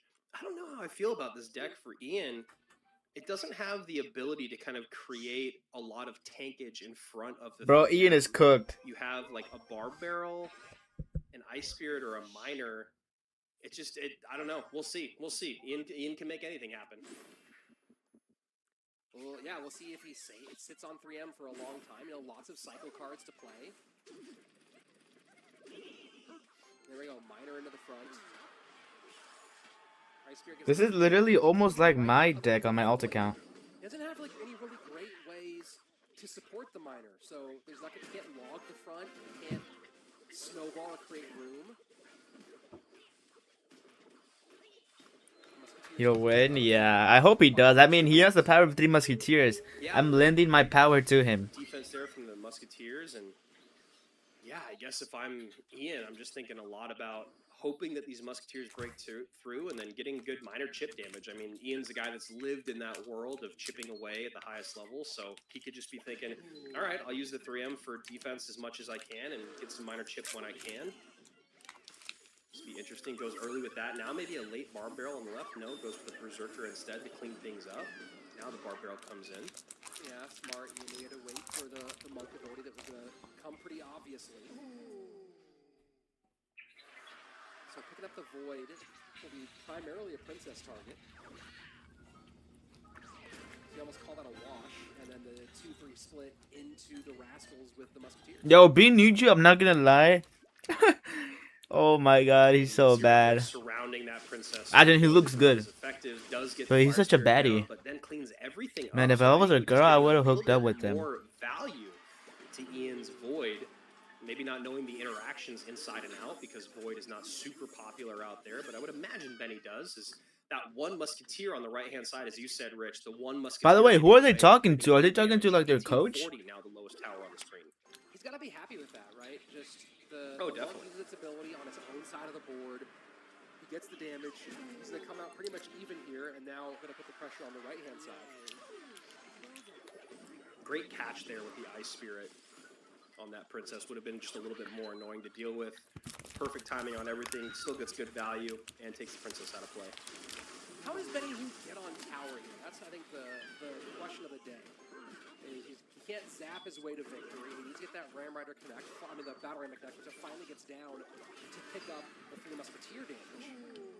But it's so hard because, yeah, I mean, Benny needs to get a Monk basically in front of that Battle Ram, but he has so much to deal with the 3 Musketeers. It's really hard to get them in the same lane. Talking about 9 elixir in one lane when you're getting dual lane pressure from your opponent over and over. I mean, really tough. And that was a great Monk to separate. And you saw Ian opting to clear off the Rascal situation with his Void, which of course means the princess can get down for free, and now he has to contend with a princess being out there and causing havoc from the backfield. Barbell goes in, cleans up all those squishy units, including the princess, as a Monk comes down up high again, which if I'm Ian, I'll probably just go 3M in the back. Pretty good use of the Void there from Ian. No reflection from the Monk, but that's not going to do the job for Benny. 90 seconds and change left as Ian sets up 2 Musketeers to the right, 1 to the left.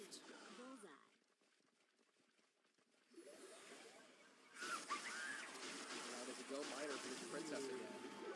This time the Monk got a lot earlier.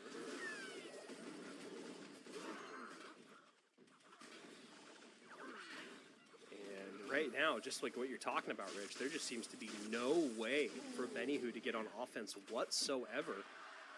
And probably would have just let that Musketeer connect on the left-hand side to just try to get a little bit of elixir, more elixir on the board. There we go, Monk up high.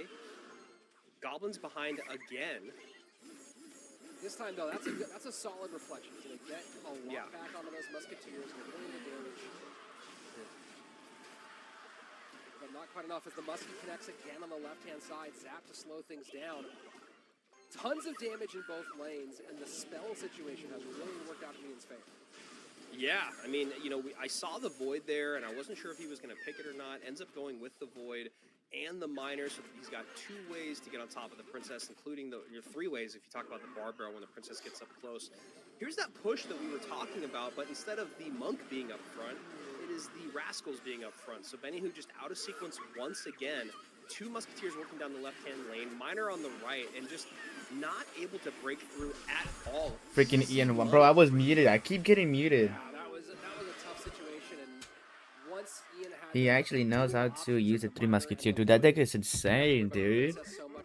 That 3 Musketeer deck is insane. The opposite direction, and the 3 Musketeers, you know, this came back to the very first pick of this draft. Ian, great recognition, seeing you don't have anything on the board that can handle the 3 Musketeers. Your best option is the Monk, and the Monk's an okay option, but you still have to deal with that one on the opposite lane.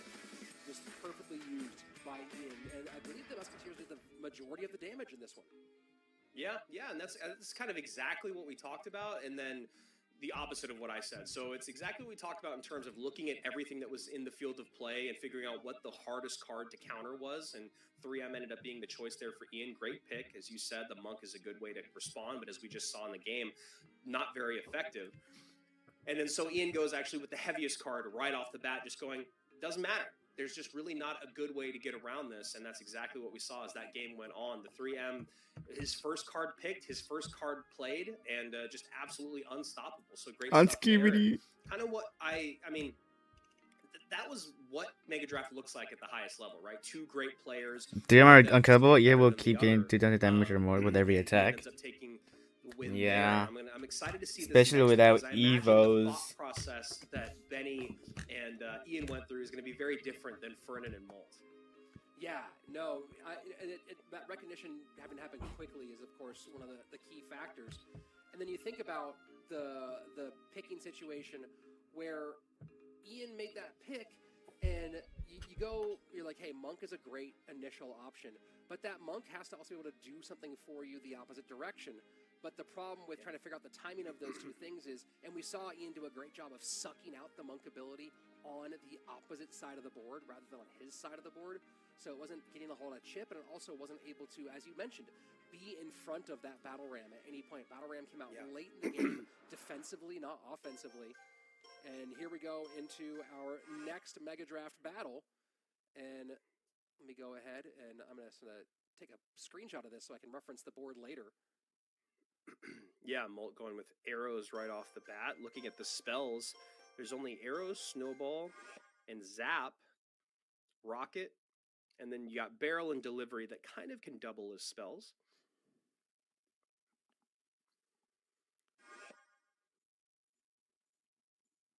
So with a mini P.E.K.K.A out, you're going to think, oh, what's a good way to go with this? Goblin Gang's a great response.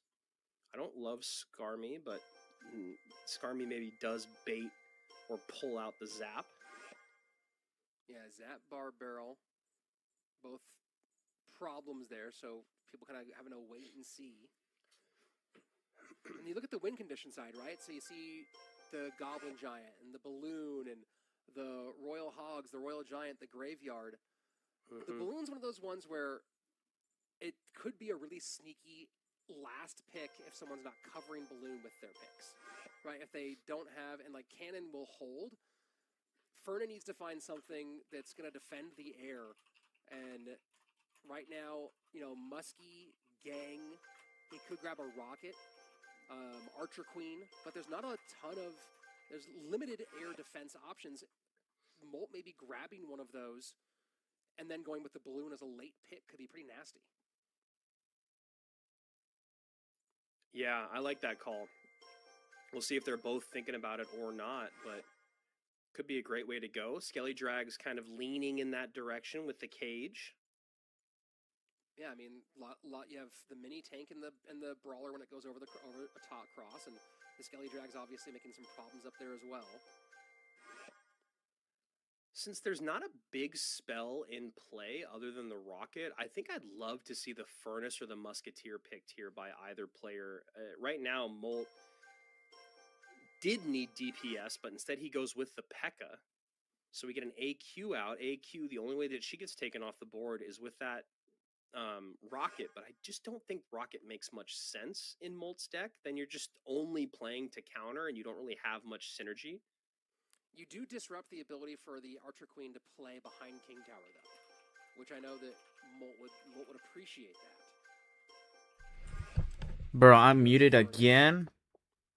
I meant to say, Molt's deck look like the a Lava Hound deck, but he chose Pick instead. With Graveyard, you can see Molt going with Giant Skeleton, and there you go, Graveyard. I meant Goblin Giant. Graveyard is a pick, which works really nicely with the Furnace. Yeah, and now he has arrows to clear the Goblin Gang. Yeah, exactly. I'm curious what Fernan's response is going to be to really cleaning up that Graveyard. Could go with the delivery, could go bowler. I like the Ice Golem pick from Molt. Not quite as effective with Graveyard as Snowball, but did need something to kind of cheapen up the cycle and maybe get another unit on the ground. I don't know if I would have went with the Ice Golem there. And what Fernan doesn't pick? Did he mess up? I think he ran out of time and it just auto-picked Zap for him. Not entirely sure, but Fernan with the Zap and see how he finds if he can find a target for that, maybe a reset to get the building down, but he's been against Graveyards. I mean, Zap will also help him clear a little bit against the Graveyards when they stack up. He'll have to take some damage first. here we go. Archer Queen sets up behind King Tower for Fernan. AQ working down the left-hand lane. Furnace in the back. Furnace going to be a bit of a nuisance. One of those cards that you really want to be able to take off the board as it's crossing past the Princess Tower. And nice thing for Molt here is he has a couple of good responses for this Royal Giant. It's the cheap one in the Berserker, and then of course Big Mama P.E.K.K.A here who can create some nasty pressure the opposite way. I don't love just going RG at the bridge when you know your opponent has a P.E.K.K.A. You know, it just doesn't seem to make a lot of sense. And now only 2 elixir in hand. I mean, this actually should just be tower down, Rich. Oh boy, yeah, this is a problem. This is an absolute problem. P.E.K.K.A goes 1, P.E.K.K.A goes 2, and yeah, you said it, tower down. Yeah. And He's sold. Laughing here, but joke's on you, buddy. Your Royal Giant died a lot. Yeah, and you know, I actually really like Molt's play there. I like that. I mean, was given the gift of just knowing that the P.E.K.K.A is the best response to that RG at the bridge. Goblin Cage was out of cycle. And then he goes and doubles down with the Skeleton Dragons, which are going to clean up any of the splash units like that Goblin Gang. So you see Fernan has to go with a mini P.E.K.K.A first, then the Gang, then the Cannon, and it's just too little, too late with way too much spent. Yeah, I mean, this is kind of going to be easy mode for Molt. Just sit back, let that maturity take the wheel, and don't give up a tower for no reason. I'm happy to force the conversation to away from his weak side is Molt. Yeah, mini P.E.K.K.A cycle in the back left-hand lane. I mean, that's just... I feel like Fernan is just kind of like just playing to the end of this 25 seconds because he's not really creating any sort of offensive pressure. The splitting units towards the weak tower, or excuse me, the lane with no Princess Tower doesn't really make sense. He's leaking elixir. Just a bad spot to be in. As a win here will bring English to 5 and Espanol will still sit at 6 and only 1 game away to tie things up. Well, it's just a rough pick for Fernan. You know, you grab that Royal Giant, maybe because it's comfortable, it's simple to play, whatever reasons, and then there's a P.E.K.K.A there on the board, and you don't have anything you can do about that P.E.K.K.A. There's a reason English is catching up, so that's good. I keep forgetting to unmute myself. There's a pretty good reason. It's so that But that's good. Royal Giants get pulled away from Royal Giants. You know, so you don't have a fisherman, you don't have a freeze, God forbid. You don't have vines. You have nothing you can do to disrupt that P.E.K.K.A's ability to just shred your 6 elixir win condition. And that game might have been over before they started putting cards on the board. Yeah, I mean it's a very similar conversation with win conditions that are a little expensive. Royal Giant is one. Royal Hogs is another great example. Graveyard is another great example. When you do these things or play these cards in a way that doesn't require your opponent to either overspend, make a mistake, or kill their counter push, you're just kind of giving elixir away because any smart player will go, all right, I'll take a little bit of damage. You know, I'll take a couple RG shots or I'll take a couple piggy snout. Oh shoot, wait! And there, but now I have a massive, massive counter push, and that was just something that Fernan could not deal with. Here we go, reward number 2 times. To everyone watching at home. I mean, 2 stars. Let's see what I get. Let's see what I get. Okay, I thought I was muted. No, you do not get to know. Alright, let's see. QR code works yet. Go watch the movie Tommy Boy and see the airplane scene, and you'll get what I'm talking about. 2 star. I literally got a 2 star. It's kind of like, you know how when you put a crosswalk, I got a freaking banner. press, and then it makes the light work so you I got a freaking banner. That's how I feel about QR codes now. You should know how that works at this point. I think that is a fair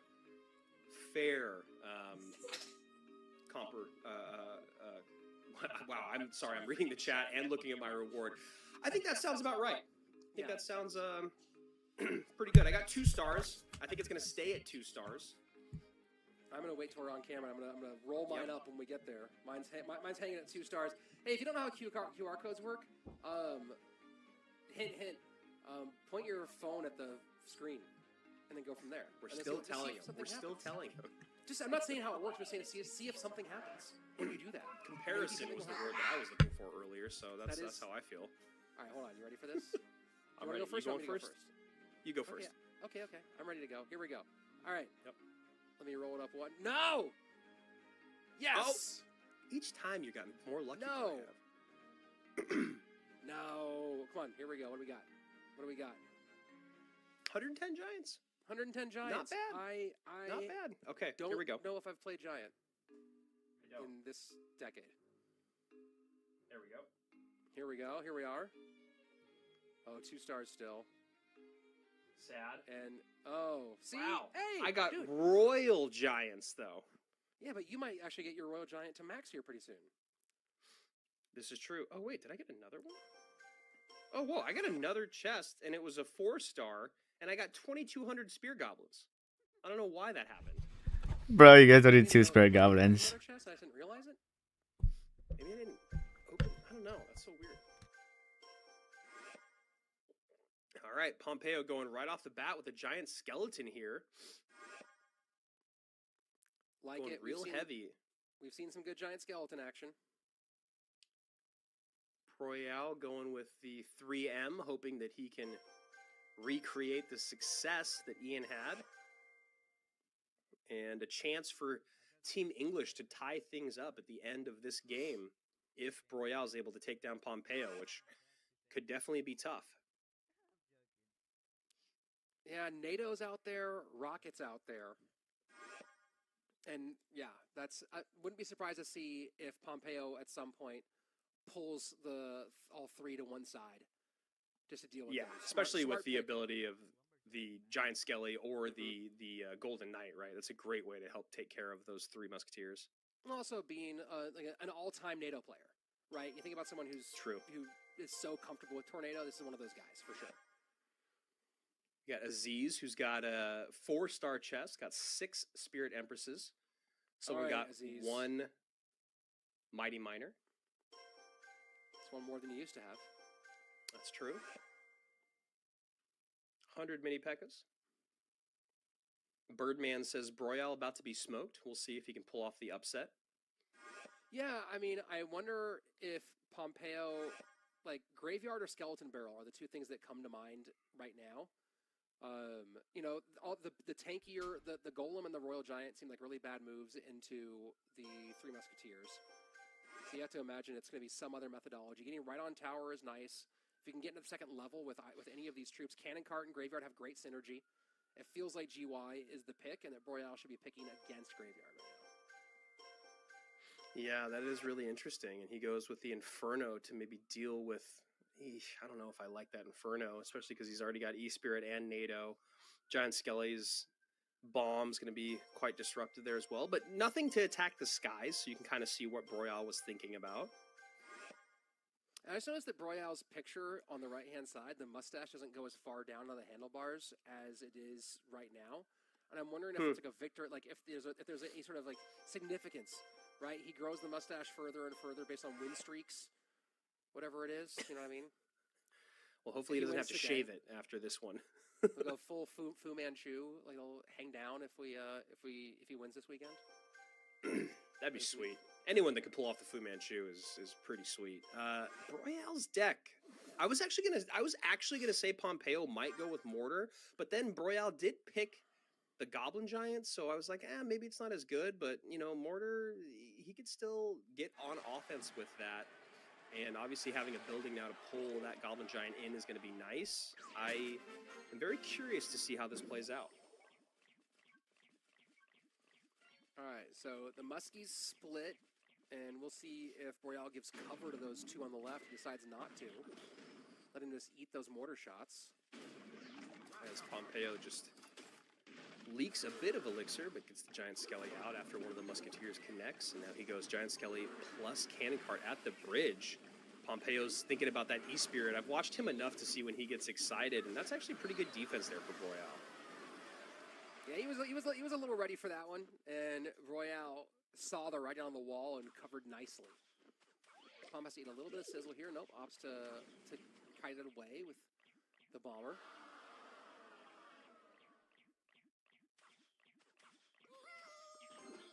And you wonder if Royale's just going to set up with another 3M in the back. And there we go. Boy, I was muted. Oh my. Try to put that Giant Skelly on skates. And doesn't have another tank. What in the world? Oh boy. Oh boy. Wow. And now Royale going hyper aggressive, and I don't know if that's going to work out. Cannon card's gonna be it's gonna struggle here. Oh yeah, by the way, I was in the restroom Nice reset there. and But it's bro, I got freaking flashbanged.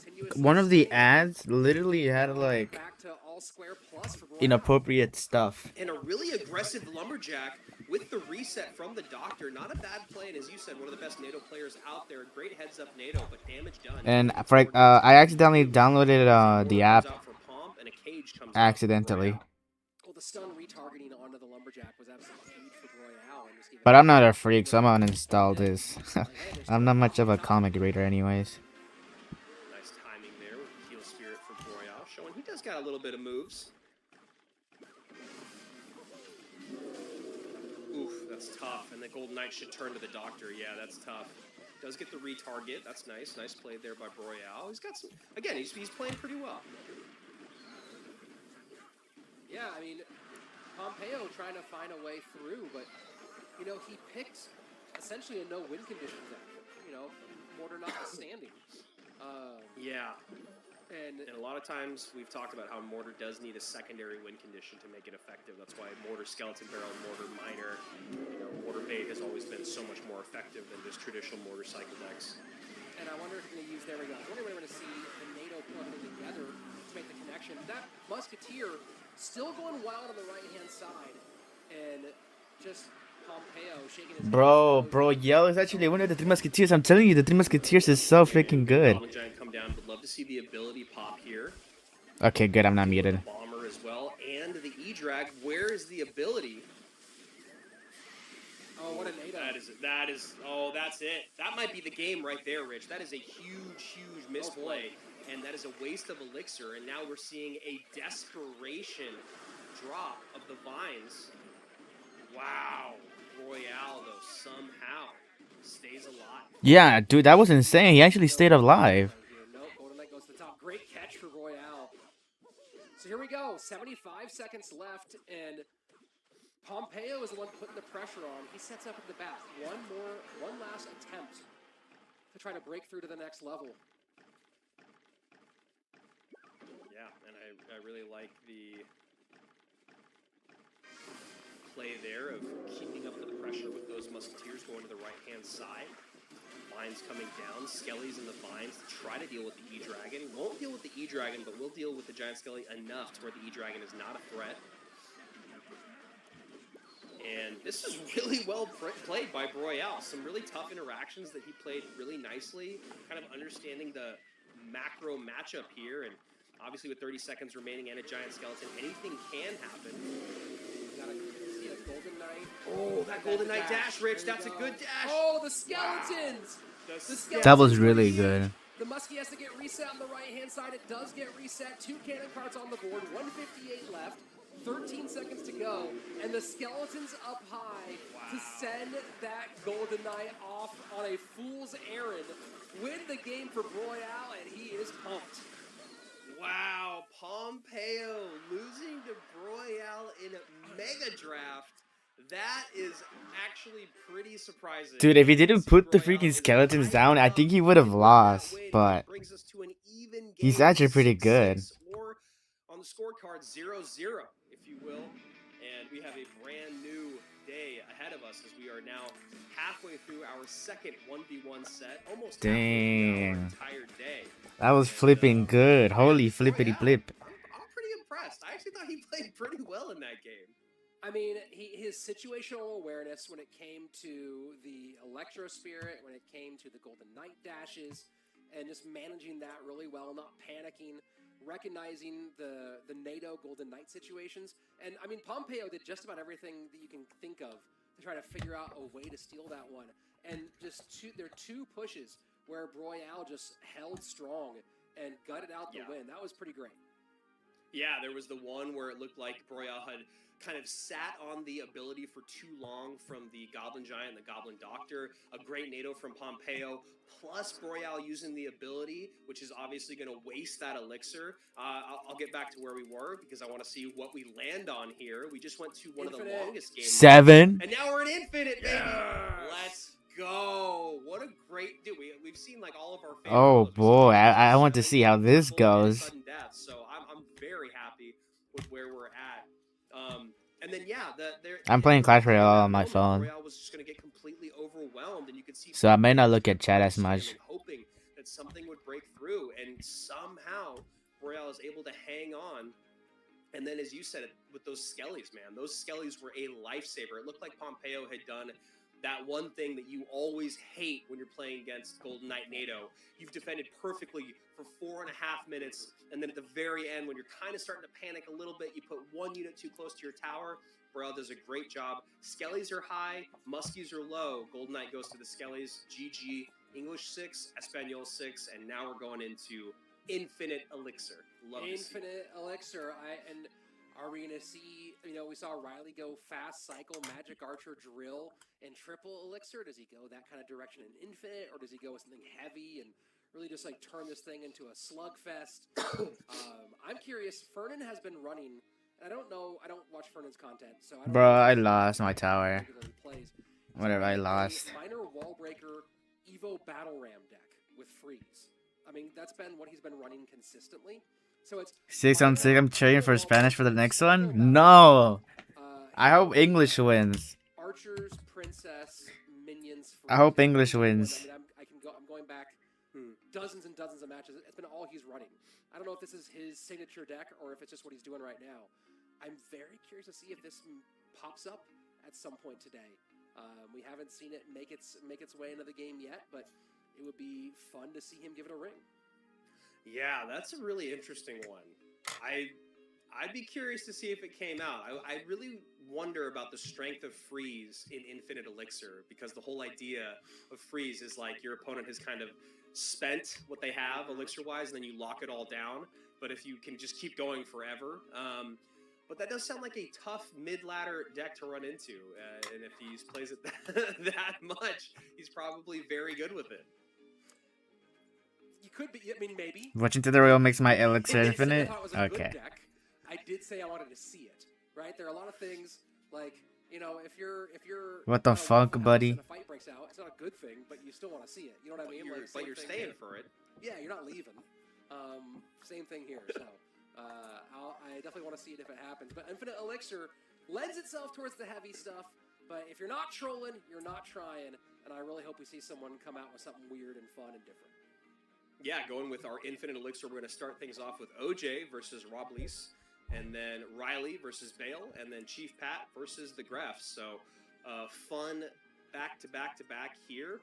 I imagine that the Riley and Bale game will be a pretty exciting one, in terms of, high-level gameplay.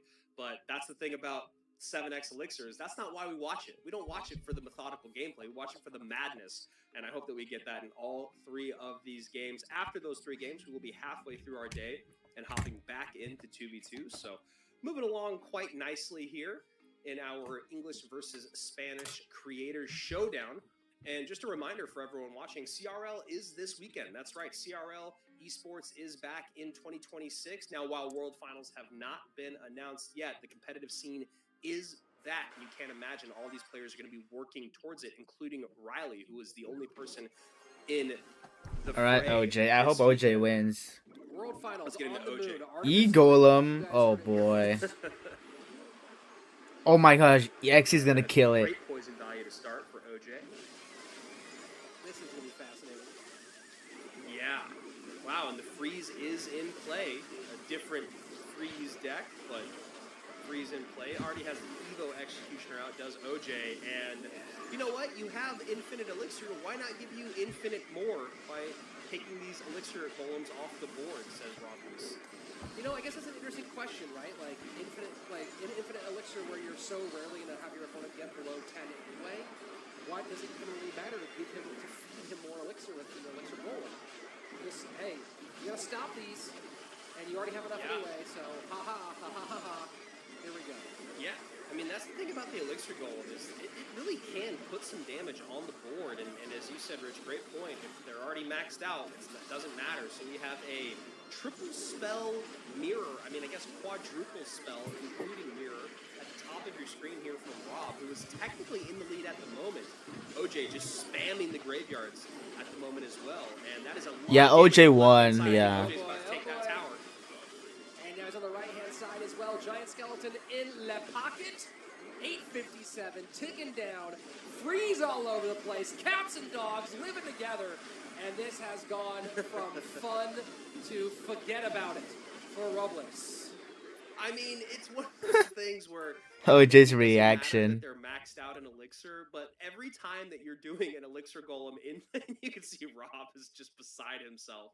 Every time you're going with an Elixir Golem at the bridge into like 9 of your opponent's units already on the board, you are just giving them a larger and larger counter push, which is not what you ever want to do when you're going up against any win condition, but specifically Graveyard and Royal Giant are two of the absolute worst that you can give a huge counter push to your opponent for. So with that, English takes the lead. Let's for the freaking first go, time English. today. English is taking the lead. English takes the lead on what I can only describe as unbridled chaos or the power slap of Clash Royale. You're not there for the strategy, you're there for the finishes. And if the Power Slap crew is watching, Rich and I have a lot of experience commentating. We're not available for CRL weekends, but dude, if I could get paid to talk about that ridiculous sport, I don't even actually need to get paid. I'll do it for free. That stuff is wild. yeah, no, I'm boycotting. I'm boycotting it. Nope. Leave me with my golems and elixir golems and ice golems. I'm staying in golem land here. Power Slap. Who wins between you, you and me, Josh and Juicy?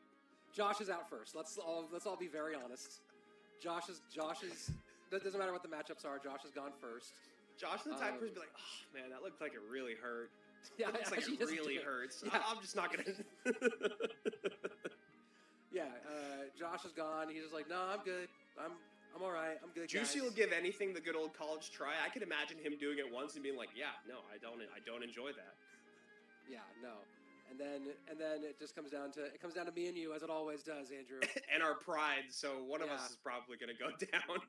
Yeah. Well, I have my shoulder thing, and I just kind of did my elbow, so I have to go lefty. You're probably surviving in the end. Yeah.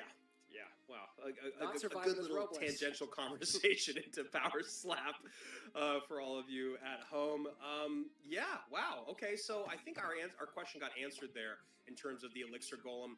Maybe it doesn't matter Elixir-wise, but in terms of... Riley versus you Bale. guys Dude, still Bale remember knows correctly. like how So to here we go. mog, Our bro. final game Look at his so freaking far like of jaw, dude. infinite It's elixirs. sharp. You can see Riley knowing that he has infinite We all elixir, want to very, be like very happy him. to just pull the trigger on that poison, even though it was just on the cannon card at the time. Bale trying to do the exact same thing here, and Riley looking like he's going graveyard. Bale looking like he was going graveyard as well. This could just be a mirror match, Rich. We could be seeing 2 game modes at once. And, also curious, as we were talking about, is freeze effective in Infinite Elixir? And the supposition was no, because you can respond to it. On the flip side, you can put so much stuff onto those frozen troops in that same exact moment. So we're seeing a pile of freezes every which way. And a quick giant skelly graveyard on the right-hand side as it gets kited over to the left. Riley pulling all the tanks for the graveyard away from the bridge. And yeah, you imagine in 7x Elixir just how important that giant skeleton is, because anytime there's a big pile up, you're able to kind of negate all that elixir by just dropping a giant skelly on top of it, as I can imagine. Oh no. Uh-oh.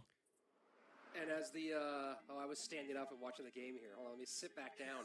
So you guys got a little peek behind the It's a good thing they curtain. didn't pan down. No. My lights are off, like everything. All right, now I can turn my lights back off and stand up, stretch out.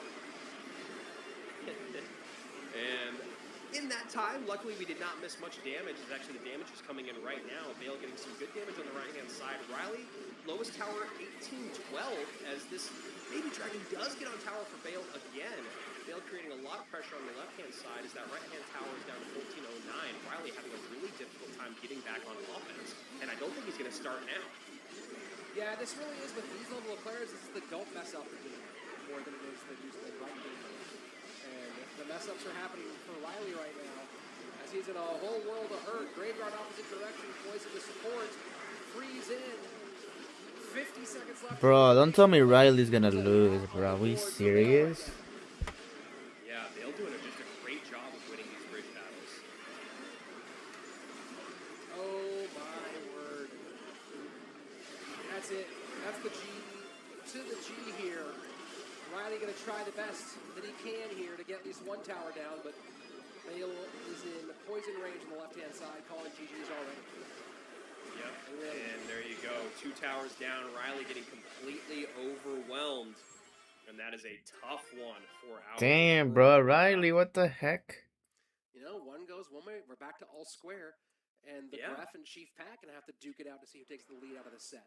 Yo, freaking Riley held the game. I guess I kind of just assumed that English would be in the lead for most of this day because of Riley and Ian, but you know, I feel like I just didn't give enough credit to some of these other players out there, and obviously the game modes, right? We talk about those game modes being the great equalizer, and you know, kind of the matchups too. I think they did a really good job, our production team, of pairing the correct duos, right? We're not seeing a lot of Rileys versus, you know, players that have never even played at this level. We're seeing the pros versus the pros, which does make this a lot more even, and the way they've kind of split it up in 2v2. But as you mentioned, yeah, Chief Pat and the Gref going to be the final 2v2 matchup here, and the lead on the line.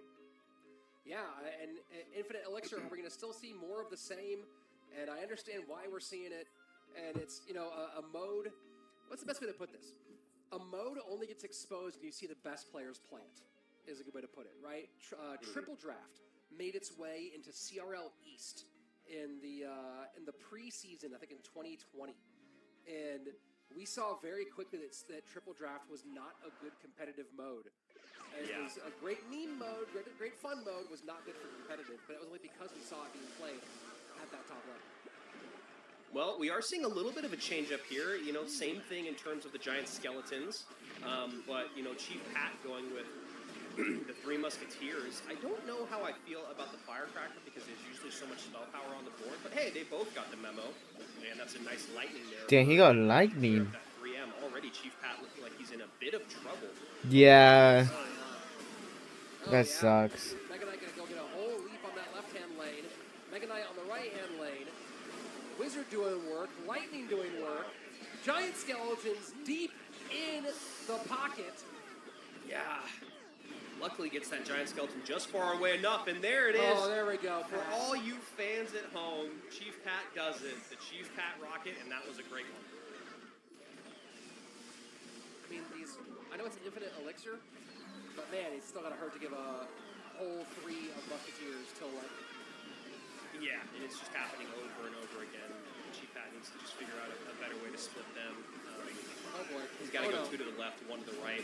Cannon Cart on the tower on the right-hand side, has to NATO everything back, but Gref just completely in control here. Double Mega Knight left-hand side. Light work for Gref here. And you see Chief Pat knowing that this is, that's it. He's calling it early. Yeah, I mean, at this point, he's just gotten very little map control whatsoever. Well, it's the lightning always available. It's never always available. This is infinite elixir, baby. It's always there. You're always back around in cycle.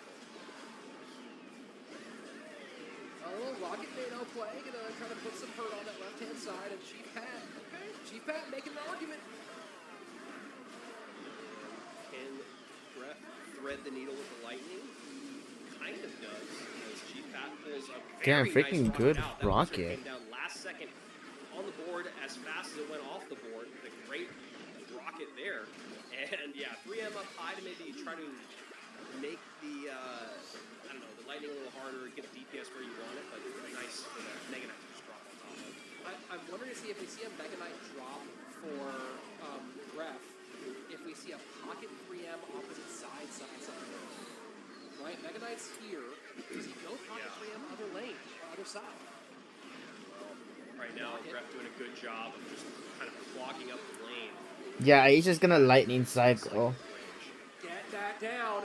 Here we go. They're in the pocket. Wait! They're going. Can he get on tower? tower goes He gets down. on tower. Yes. Oh my word! Mega Knights everywhere. Oh my Six god! Musketeers. He did it. Chief Pat does it. Chief Pat does it. No way, bro. Bro, that's insane! No way. Comeback of the Oh my year gosh. early in 2026. Wow. I am Dude, shocked. freaking Chief Pat!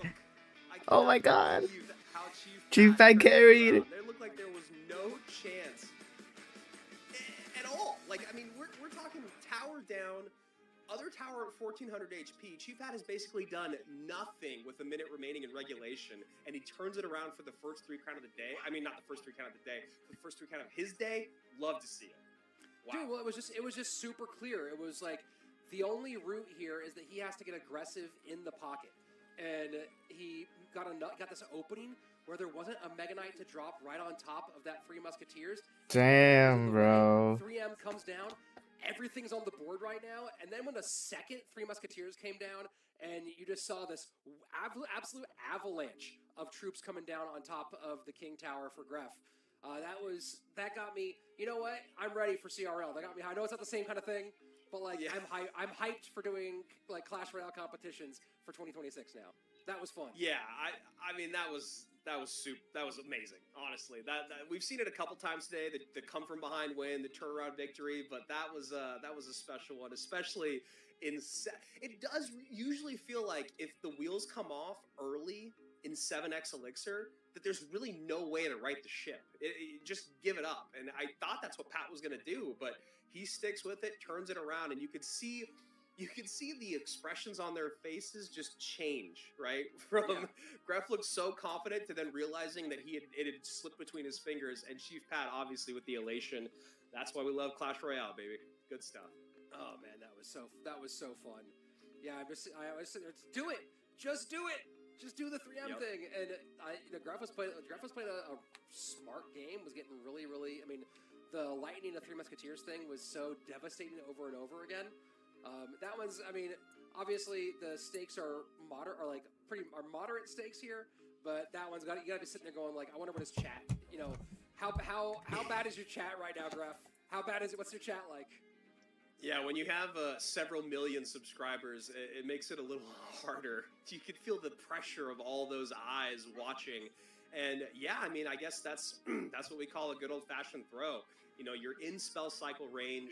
If you just hold that Mega Knight like you're talking about, or just cycle Giant Skellies or Mega Knights in your own pocket, right? Like if you just cycle them right there in the pocket on your side of the board, you have the spells. He had poison, lightning, and arrows or something like he had more than enough. He just needed to get back around. Ironically, the one time that whole entire game where the lightning was not in hand. And let's see. Can we mention that? Well, we were gonna have an interview. I think we're not gonna have the interview here. But I guess that those people, it's on his stream, so I guess Gref in his despair after his loss there, maybe he threw something. Not entirely sure what happened, but we were gonna do an interview. He will not be joining us at the moment. That's what you saw me and Andrew reacting to. Is we just got word that he threw something or broke something. Very expensive, which is just amazing. Just absolutely amazing to Dang, hear. he got mad. You know, just because this is one of those broadcasts where we're not just like getting into the next matchup and what they just played and what blah blah blah. I was in New York recently for a work trip, and I went to one really nice restaurant there. It's called Au Cheval, and my server recognized me from Clash Royale, and he talked to me specifically about how many phones he's broken playing the game. And I'm like, look, man, you get a little older, you got to start throwing those phones into your bed or into the couch or into a pillow if you're going to throw your phone. And he's like, no, man. He's like, that's part of the experience. Or you have disposable income now, and you can throw your phones. When you're 15, that's your parents pay for that phone. But you're in a nice restaurant, you're bringing some good tips in. Dude, chuck that phone. Let it out. Happens to all of us. Happens to me. Happens to Gref. Happens to my boy. I believe his name was Eddie in New York. So you know what? I feel you guys there, and that is, I think, Rich, in all the years that we have had someone decline an interview, I think that's my favorite reason. Yeah. No, I mean for sure, for sure. Well, I think we're heading over to 2v2 here in a minute, and we can get into. I wonder if that's been clipped already. I'm trying to go to Gref's Twitch channel. And, I want to see what the chat's saying here. It's in Spanish though, and unfortunately, I took French in high school, which I also don't speak. So either way, I'd be in trouble. But we have. What's the score now? The score is 7-6. Is that right? I think English is up by 1 now. Maybe 8-7 or wait, how many games would be played? It'd be 18. That's right. 8-7. 8-7 is the score now. Yeah. So, you put the nail on the head there. Man, I want to go. I cannot wait to explore all of his clips. You know that got clipped. Sorry for your mod who has to go through and then delete how many times that got clipped probably, but. This is why we love. One of my all-time favorite Clash Royale clips is that Twitch streamer who was doing that really difficult Night Witch challenge and thought that he'd won it. Like he's like screaming like yes, and then he goes no when he loses it. He's on like 11 wins or something.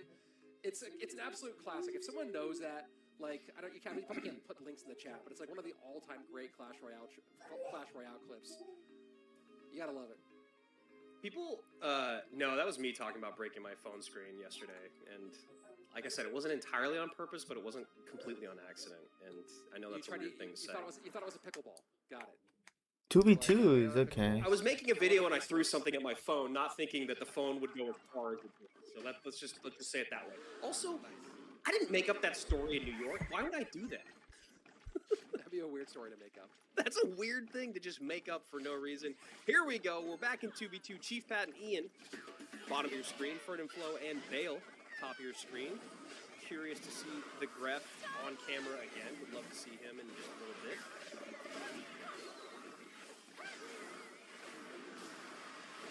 And Rich, I talked about the meta being heavier.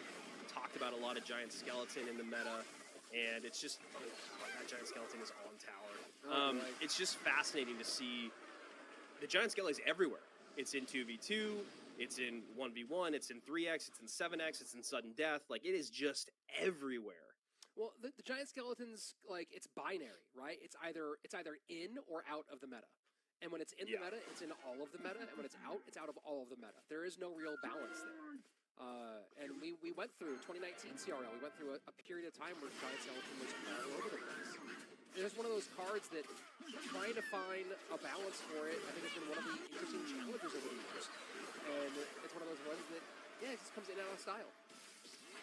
Yeah. It's like the mullet. Yeah, it is really, yeah. That's a mullet, the bell bottom. Mullet's definitely back. Bell bottoms, I don't know if they're back. Giant Skeleton, They're definitely like flare-like jeans now. Have you seen, like... You remember those old Navy commercials? Now we're really dating ourselves. That should burn down in time. It does. And pretty decent kite there on the goblins, actually. It was nice. Kind of dual lane coverage there with those goblins, dealing with the Spirit Empress and with the ground Spirit Empress. Or excuse me, the Inferno and the ground Spirit Empress.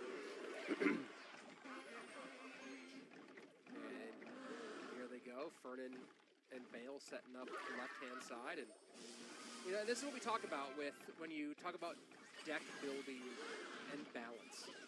The decision-making of why does this player have the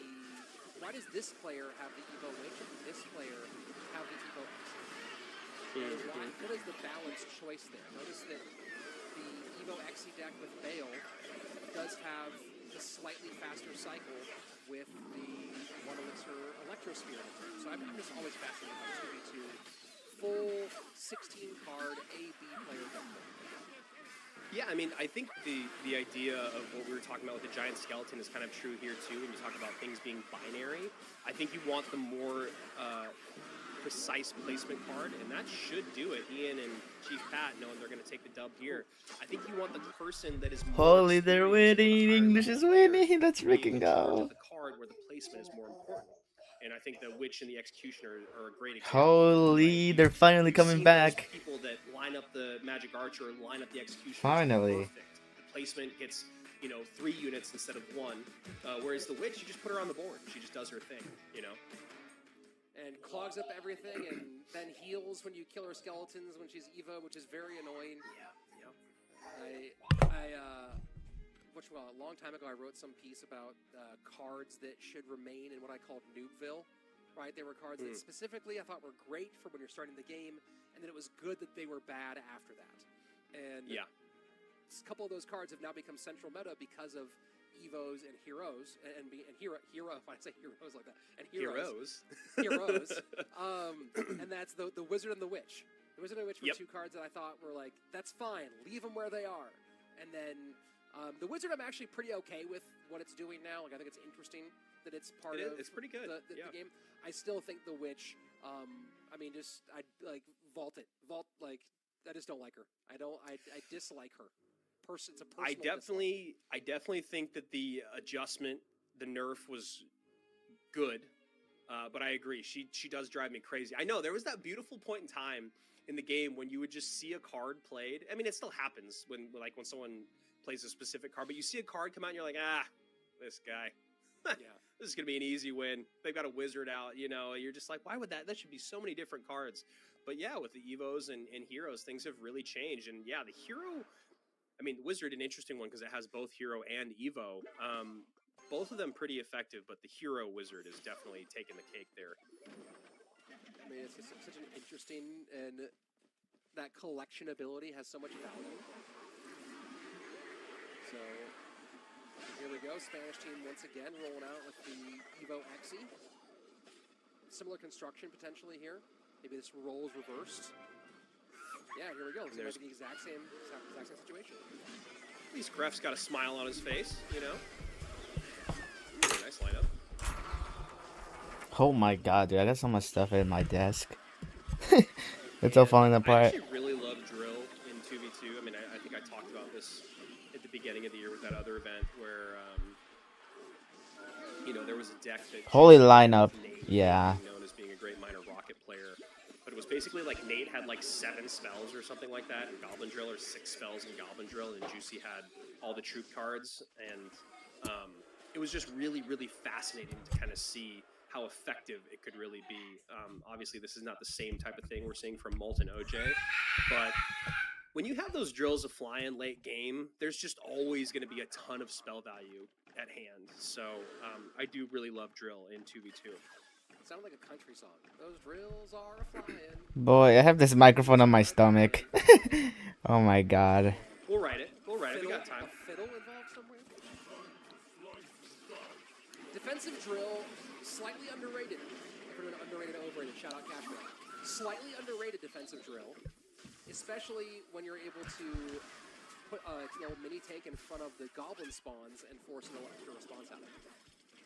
Yeah, especially when you find yourself in a desperation spot against something like a mini P.E.K.K.A, Mama P.E.K.K.A, a Prince, all of a sudden that drill just covers a lot of bases, covers a lot of ground, at least forces out more elixir. And a bit of a double drop there. Guards don't really need to come out. They could be played now, but still baits out a high poison. Evo arching to the right-hand side. The double Teslas, I don't know how effective they're going to be here, although the Mighty Miner gets separated. Wow, that's absolutely huge. Retargeted. Yeah, that was a great play from Robles and Gref there with the E-Spirit first, then the Ice Spirit. Really good stuff. Not a lot of damage, but good.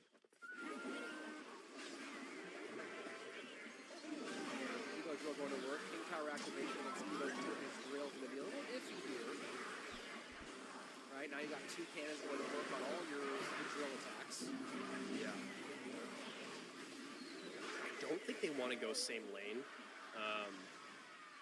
But I guess they've maybe committed to it at this point. I just think going same lane, you're just giving your opponent too much of an opportunity in Molt and OJ to get counter pushes in, and you're just going to always drill poison, and that's what they're doing right now. Whereas if you're at least in the opposite lane with RG, you can kind of maybe pull out more elixir. Right now, you're playing the opponent's game as opposed to yours. This Hero Magic Archer has done a lot. You know, it's one of those ones where you're concerned about the number of spells on the board and how that might affect the ability to use that Hero Magic Archer effectively. But so far, Hero Magic Archer has just been easy lineups, especially because you don't have the same ability to kind of easily create misdirection on that ability. Yeah. Right? And so that I think the triple arrow has hit every single time so far. That's how we're not. And that's game right there. You got two poisons. Pretty easy win there for OJ and Molt. I mean, I guess we saw the gap narrow a bit there on the left-hand side. RG's just never really been able to break through. Poison takes in same time as that RG shot almost goes down. And that is a nice, easy win for Molt and OJ, who take this to 10-7. Bro, I'm muted. Are we for real? I was gonna say that freaking they were both playing Goblin Drill. Goblin Drill is pretty good at 2v2. Remind everybody, if you're just joining us, they got absolutely decimated in the opening set. 3-0'd, blanked. It looked like it was gonna be potentially a long day. And then they split up a set, and then they came back and did a sweep of their own, and now... I wonder when they're gonna bring back 2v2 League. Yeah, they've been doing a great job in the 2v2. We saw some good stuff in that last 1v1 set, and now we're going to get back into 1v1. Our final two sets of the day. Final, okay, this is big. To give away, we're going to get our final two game modes, which will be a lot of fun, and of course, the final 2v2 set, the last 3 games to... Hopefully, it'll still be kind of up in the air. We're going to play all the matches regardless, even if at one point it is... impossible for the other team to come back. At least I think that's the plan. I'm not 100% sure. I thought that's what we said, but you know what? I'm getting old. But either way, I've been having a great time, man. Honestly, this has been great gameplay. It's a really exciting way to get the year going, get the year started for CRL this weekend, which is something I was going to plug earlier, but then I think we went to spinning the wheel, which I think is probably going to happen again. But I'll try it anyway. This weekend, it's the first weekend of Clash Royale Esports in 2026, Saturday and Sunday. Make sure you guys are subscribed to the channel, following along on Twitter or IG, on X. They're always, or I guess IG or X and Twitter are the same thing, but I started saying both. My point being, Twitch, YouTube, Twitter, IG, all those places following along with all things Clash Royale Esports. They're going to announce, they got great graphics up there already showing the bracket. You know, for this event, they showed the game modes, the prize pool, all that stuff. So make sure you guys are following along and subscribe here to the channel so that you do not miss any CRL action coming your way this weekend. A new format in 2026, a really great format. I love what they changed. You know, I love what they changed about players going to World Finals, the amount of players at World Finals, and obviously, as you and I were talking about yesterday, Rich, the amount of players even just in our monthly finals. It does get rid of the first round bye, but having 16 players does make things a little bit more exciting in that double elimination duel format. Yeah, I mean, you get everyone out there in the mix and more opportunities for more players. And that's one of the most important things, is having lots of people, having a good, real sizable pool, so we can truly find what I miss? You time. missed me. Oh, W Riz, you missed me, buddy. You missed me. It's always a question of, will someone be able to rise to the top? You know, in our solo era, we've been limited in our champions, right? We've only had a couple. I'm actually so freaking tough. We've had Mugi, so it's always a question as we start a year: will somebody else make themselves known, plant their flag in Clash Royale Esports, or will we see one of those two guys take the crown one more time? We'll have to watch and find out, and that's this weekend, Saturday and Sunday. I'll be there on Sunday. Yeah, it's crazy to think about what you just said there, where we've had the solo era for as long as we've had now, and it has basically just been those two dudes over and over. My mistake, I guess I got a little ahead of myself. We have our final our final 2v2 best of 1 here in our second set of the day for our 2v2s. And Riley and Broyal, left-hand side of your screen, bottom of your screen. And Pompeo and Benny, again, should be a very strong 2v2 combo here. We saw Okay, Benny Mr. Clash Royale is acting like a grandpa. Why does he have the tablet on the freaking camera? See if they can change teammates and do it again. Dude, has Riley even won a single game? I'm a Drill fan. Will Drill take the day again? I don't think Riley has won a single game. Have we seen much Fisherman at all? How'd I know? The 2v2 Because we're linked. We have, like, linked the minds. Fishboy once, and nice cleanup there. You and I with the think Ice Bear alike. plus the Phoenix, We're but this both Hero freaks. Magic Archer just getting an insane amount of What am I value. saying? Were you so happy with the? I mean, Magic Archer is one of your favorite cards in the game. It's maybe the greatest thing. I think that's Pekka Brisbane Completely reinvigorated my joy. for Riley, and Bro Yell is playing. Having a Magic Archer hero ability is the I don't know. best. Even at 2 Elixir, I'm still playing it. I want to say Mega Knight Bait, but I don't even know what that is still. I've been The opponents are using Goblin Drill. It's like, come on. What do you expect? Goblin Drill I is know, pretty it's good at crazy. No one 2v2s. plays regular Mortar ever, whereas I guess that'll probably be the case with regular Magic Archer. You know, there's been times where you'll see decks that have the regular Skeleton Barrel and not the Evo Skelly Barrel. It's all pretty rare though. If a card has some sort of evolved or heroic form to just play the base version, but every now and then it just happens with the synergy of the deck. Hero Magic Archer, though, I imagine will be one of the ones that we see almost never, just like how we never see the regular Wizard. 45 seconds left in regulation time. Evo Pekka left-hand lane, and they show Lumberjack decide not to play it. And Nice rocket out here. Yeah. Yeah, and that's, it's not quite what I was talking about with Benny and Pompeo here, but they do have a lot of good spell damage between the rocket and the poison that is just going to get value every single time because you have to play units on it. And see, that snowball worked out perfectly. See how the Evo snowball pulled the Dark Prince away from where the next spawn was, got some good damage. Very different from the one we saw Riley do earlier in the game. Yeah, and it also had the perfect Hero Knight ability right before the Evo Snowball came down, so that Dark Prince didn't know what to attack and where. 13:32 top left, 10:17 now. No, I think they're gonna lose. Yeah, they're gonna lose. Goblin Drill is just way too good. Screws in the final 90 seconds. It's just so hard when Guys, you just matchmaking while watching this? I don't. You don't have to matchmake. I mean, we already matchmake. You know, we matchmake. Wait. Never mind. Value to their spells on defense. So you can see Ramrider setting up on the left-hand side. A little bit of poison comes in. There's the rocket, and that's gonna. Dang, bro, Riley, bro. Riley is selling. Riley hasn't won a single match. This guy's done it. This guy's done it at a high level. And, bro, Riley hasn't won a single match, dude. What the funk? Bro, Riley is slacking off. What the freak? Bro, he's past his prime. I think he gotta go. I think he gotta retire. Move into our final 2 sets of the day.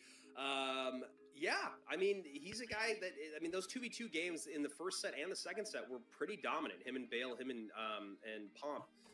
You know what? Actually, I'm not. Well, I know I am. I'm an English speaker, so I can replace Riley. You know. Hey, I can replace Riley. I'm not gonna lie. Having to run into him 2 times now in those first 2 sets. And also, I don't play log bait, so I'm not corny like him. Also, I think in my opinion, I'm less chopped than Riley, so there's that as well. 3-in-1 game mode, 3 in another. This is our English versus Creators Showdown. 50. Oh shoot, the rewards! Get the banner. And it's time to get your next reward. This one don't really care about the banner, but I'd rather have it than not to, you know. Everybody scan the QR code, be good boys and scan it, or else Daddy's gonna get angry. Japanese art goblin one that I loved all those Japanese art ones that came out like I don't even know how long. All right, there's the badge. I mean the freaking background. Oh, I'm in the wrong account. Wait, hold up. I'm in the wrong account. I was using the Ice Golem one because Ice Golem. Of course. Yeah, but this one I'm gonna have to go and. All right. Now I can do it. All right. There you go. Up on screen, if you guys do have a secondary or third account, remember you can get these rewards on all of your accounts. As I just opened up a 4-star on my second account for 700. Oh yeah, that's right. I forgot about that. Congrats, you. Thank you. I'm gonna open up my 2 1-star chests, and here we go. We're gonna get 1 to 2. He got a 2-star. Let me know. Oh, actually, never mind, because it's a freaking banner. I thought it was a lucky chest. Hit it. 3 P.E.K.K.A.s. Three Dang, he. P.E.K.K.A.s. Oh, never mind. And He's using a green Oh, screen. That's why. two That's why it concessions. looks kind of weird. The Green- upgrade thing. green It's because screen is it's great. a green background.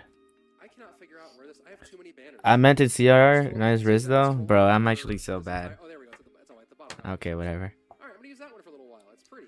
It's got some Yo, nice Femi, did you use the I hope you scanned the previous rewards. Sorry, I'm The distracted first here by reward, the fact you that our get 2 lucky producer chests, clipped and the out second one moment was where a Griff broke his lucky chest figurine. that's like I gotta watch at 2 stars. No. So I'm watching the clip right now. make sure to get those as well. Go but look back at the stream if you want to. Yeah, it's Or been actually great. no, Fire Home actually provided the link a little while ago, so you can just click on that. Or just go to the Discord server. I'm pretty sure he also has it there as well. Oh, He's it's like a true really rage helpful thing. with the His links. chair No. hits his YouTube play button, and his YouTube play button then goes and hits the thing. Oh, and there it is, and it falls off. Then the thing. Is that like It's like one of those devices that people. Wait, am I use to, muted? like, make Okay, toast. no, I'm not. It Okay, hits, good. Like 7 things in the Dude, bottom we of got. the Oh my tray. gosh. There's 10 days left in ranked, and I haven't even reached Oh man. Grand Champion. Now I'm It's a watching it costly again. one of Holy, am I slacking up? I'm still in Champion 4. I'm in League 4, and there's only 10 days left. It just felt That like thing- it was. that Oh thing's my head gosh, should have been bro. stronger. That thing's head should have been stronger. Alright, let's see what's gonna be the last All right, one. well, shout out to Graf. Hopefully for him, Team Espanol can take Mirror so match? he can get a nice chunk of change. To there it is. There's the mirror Oh, matchup, boy. which I will say you guys heard me say it earlier. I hate playing it, but I do enjoy watching it just a bit more. I like seeing the competitive edge. I like the person that understands the macro matchup, right? I think That's this the great about the mirror is, whole thing is gonna be exactly what skill you're looking based, at. I think. Everyone knows what they have in hand when they start. And I think mirror match is like if skill you've played this based. game long enough and at a high enough level, you know what to exploit right off the bat. And I'm excited to see that kind of gamesmanship come through. Yeah, I remember talking with some of the pros years ago about mirror matches, and because some people have always said mirror matches are the best way to find who's the best is to do mirror matches. And I can't remember who said it. It might have been Hazard Busby who said this one, that mirror matches are what they're best at is finding out who knows the mirror match best, like who understands the way to win that matchup the best. Which I thought was an interesting take on the whole mirror match situation. So yeah, you don't have deck advantage. There's no ability for you to have matchup. But do you know that, as you said, do you know the macro of this specific conversation as the game evolves over time? And we're going to see that 1, 2, 3 times in a row. Yeah, and I'm really curious about the matches that we have, because first off we have Broyal versus Bale, and I don't know, Broyal kind of won me over a little bit in that last 1v1 set against Pompeo. I don't know if his macro understanding is that of Bale's, because Bale's played for so much longer. But Broyal's already impressed today. Then we have Cheap Fat versus Roblis, which will be a fun one. And then we have Riley versus Benny, which will be a really, really great one in mirror to see those two, Titans, former Titan and current Titan of the game, go head to head. I shouldn't even know what the mirror decks are going to be. I guess we'll find out here. Yeah, I guess we didn't see the. Yeah, it's we're spectating mode, so it looks like wall breakers. Well, what is that? Is that a new one or is that the same one? Let me see. Connections on the right side on both sides. And Royale thinking, oh, the mini P.E.K.K.A's out of cycle. Maybe I can get some damage with my Goblin Giant. Yeah, okay, Baits it's the out same that thing, hunter. okay. Misses the Skellies, though. Skellies do connect. Skellies need to be played in the center of the lane and a few tiles up in order to get a full counter on those. You got them to redeem? Okay, good boy. There's no elixir advantage here for Bale. Okay. And he's going to maintain that advantage. No need. I don't know if that response was necessary. I think that No, I think now with your Bale, you figure out a way to punish with a Goblin Giant. And there we go. Nice kite here. I actually maybe would have done something different just so the mini P.E.K.K.A doesn't get any damage at all on the Goblin Giant, but, you know, not the worst thing to have happen, and there's the It's a mirror. great mirror. I guess that's the other thing we didn't talk about mirror matchups is just knowing the right card to mirror and when. And there you go. That should be a bit better in terms of placement from Bale, as you guys saw the Skelly's counter from Bale, as we saw them miss for Broyal just a bit ago. So note that for your placement. One of the few ways to get a positive trade. Bale's just kind of letting Mirror be a dead card in the hand, and it's working out for him so far, as that is just about everything. Oh, Why is he letting it have damage? Royale Was he low on elixir? in a ton of trouble. 5-1-2, the mark on that left-hand tower. Yeah, it's really tough because it's one of those things where Mirror is not a good card. Like, I think we can all kind of just agree that Mirror is not a great card. So just because you have it in this Mirror matchup doesn't mean you need to play it. You could just play the deck otherwise, as you just mentioned, Rich. Bale's doing, and Bale is off to a very, very firm lead here. And that's exactly what Team Espanol needs, as Royale gives some good fireball damage, fireball value there.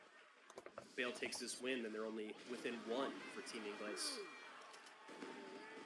Good little distraction there. Wallbreaker doesn't have to go ahead and touch on the right-hand side. And Bale just, so far, really clean, right? Good decision-making. Talked about the not trying to get the mirror in there. Mirror will come out here now. And now he can mirror, Second yep. fireball, yep. And that's the G and the G. Dang. Yeah, really, really well played there. I love. It's okay though. It's okay. English can still win. English can still win. There's still hope. There's still hope. If you even ever needed to use it, you know, I think it all started. We've talked about this. Is something I think Hazard said as well. Is just, I think it was Hazard. Correct me if I'm wrong. The whole mistakes beget mistakes. It's a snowball effect. And we both saw it, right? That mini P.E.K.K.A that came out as a response, we were like, ooh, I don't know if he needed to do that. Then that mini P.E.K.K.A gets kited by the Goblin Giant. Then you're kind of forced to use the mirror, which I also am a little confused as to why Royale didn't just use the Hunter in that moment, but maybe trying to think about something else. I mean, you knew what else your opponent had, so I think, honestly, he should have just really used the Hunter. Could have got the cycle back around. Yes, mirror stays in your hand, but you're not spending that extra elixir because mirror makes it cost more. So yeah, just kind of some, not the best decision-making there for Broyal. And here we go. If you were like, hey, do we see some E-Barbs in this competitive Clash Royale? Well, congratulations. You get it now. You get E-Barbs and Skarmy together, and there's a mirror early on for Chief Pat. Curious to see what their spells are. Something like a Skarmy could become very effective. Boy. Wow. That's a lot of bad. And if I'm Chief Pat, I am holding to 10, and I am starting to build a big push. Mm-hmm. I don't know what he's got, but there you go. Yeah, that's going to be a nice little advantage here. He knows that the Skarmy's kind of buried for a minute. Yeah, that's such a that fascinating... mirror also just, yeah. Go ahead. No, go ahead. That mirror can also sits in a spot in your hand, right? If you're not playing it, you're playing a game with 3 card slots rather than 4, and that can really hamstring. So I understand the desire to play it. This fireball do nicely. And I don't like that minor either. And Chief Pat doing a great job protecting his Musketeer, and that should kind of just even us out here at the bridge. Wow. Oh, and you see there Rob going, I did not mean to do that. A bit of a misclick there, maybe mirroring the wrong card or just mirroring the right card in the wrong place. We'll see if Chief Pat can make him pay for it. You fireball this? You have your fireball? Yeah. You do. So this is twice now that Robles has had to use a less than desirable fireball to try to clean up these pushes. Yeah, I really wonder if that very first fireball on the few Skellies was something that you just need to kind of soak and take the damage, but, you know, I actually think it ended up turning out okay. He's still not at a huge disadvantage, Rob. He's got, you know, down by about 900. And the E-Barbs are a fascinating card in this matchup because you know that there's no small spell, and you know the Skarmy is always going to come out, so how do you deal with it? I think you have to fireball, as we're seeing Rob do. And now Pat has not a lot. His own fireball comes out. Okay. Yeah, well, it might have been the mirror fireball too. So forced to do a little extra on that one, and now Rob is trying to take advantage. He's going to go full send right here at the bridge. And Chief Pat kind of hitting the panic button there, Rich. I don't know if you saw how long he was holding on what card to play. Just running out of options, trying to figure out the right sequence. And just like that, that should actually do it. Fireball comes down 458. Not quite in double fireball range, but you get the minor in there with the first fireball. And then maybe we could be cooking here. So instead decides to split the E-barbs in back. Chief Pat leaking a little bit more elixir there. Not what you want to do in a mirror matchup. You never want to really leak elixir unless you have to, but in a mirror matchup, you really don't want to. The Inferno Dragon's such an interesting problem in this matchup, right? And that's the thing about this whole mirror matchup, is there's a bunch of problems. What do you do about Skarmies? What do you do about Inferno Dragons? There's no... And the Fireball isn't even really a good counter to just about any of this stuff. No. Right? So, it's just complicated. Oh, that's it. Minor, that's enough. Catch the minor. He does. Will he stop the decides not to. Oh, my word. Hey, doesn't mirror, we counted mirror Chief Pat out once before. Fireball will do it. He goes with the double Skarmy at the bridge. Minor behind. Chief Pat knows it's over. Fireball coming in for Rob. Eventually, finally gets there. My word, that fireball. Dang, they're tied. Oh. Express. I think it left Montana sometime in 1832 and arrived in 1910. Oh no. He gave us the hand gestures knowing that it was coming, getting very hyped up, and then it took a minute to get that fireball out. Chief Pat thinking maybe he could have made something happen. But Rich, just like that, we are back to dead even as we are almost done with our day. English looking like wow, what a picture. I love his MGK era. That was, I mean, like... Oh my goodness. He went from rap to pop and dancing, you know, like... That's great. Is that what the kids call aura farming? Maybe. Hype Beast? You want to go... The hell? I mean, that's just a cool look. That's just a cool picture. Anyway. What was the profile picture? I didn't see. But just like that, we're back at 10. We're back at 10. 10 and 10. Yeah, all the way tied up. This one has been, you know, it's one of those ones where you see this format and you're like, man, this could be over by halfway through, and then we got to call matches for another couple of hours that don't matter at all. But they are just doing a great job keeping this razor thin and keeping us on the edge of our seats here. The chat loving the picture. Yeah, I mean, that's a great point. It really is a great point. I think that was something that probably everyone involved was worried about, right? Like, what's the worst case scenario in any situation where you know you're going to play every match? Nothing to do with the people, nothing to do with just the situation of, like, no matter what, in a CR event, when you hear that, you're like, ugh, this could get really tough for viewership if someone just pulls away with it halfway through the day. Not the case at all. Tied, dead even, 10 and 10. And I'll be honest, man, with where we're at now, not knowing the game modes, and how 2v2 has felt like it's favored, or has been like pretty split down the middle, almost maybe favoring Team Espanol, I really don't have a pick to close out our day. Nope, not at all. No clue. And that's the way I like it, right? We have no idea what's going to happen next. So I'm definitely looking forward to the way this one shakes out. Here we go into our final mirror match.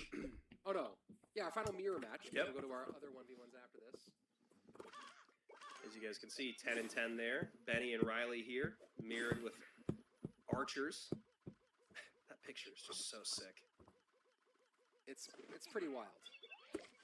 Like you realize, like, there's so much that went into it, right? They got a studio with like lighting that would match the hair.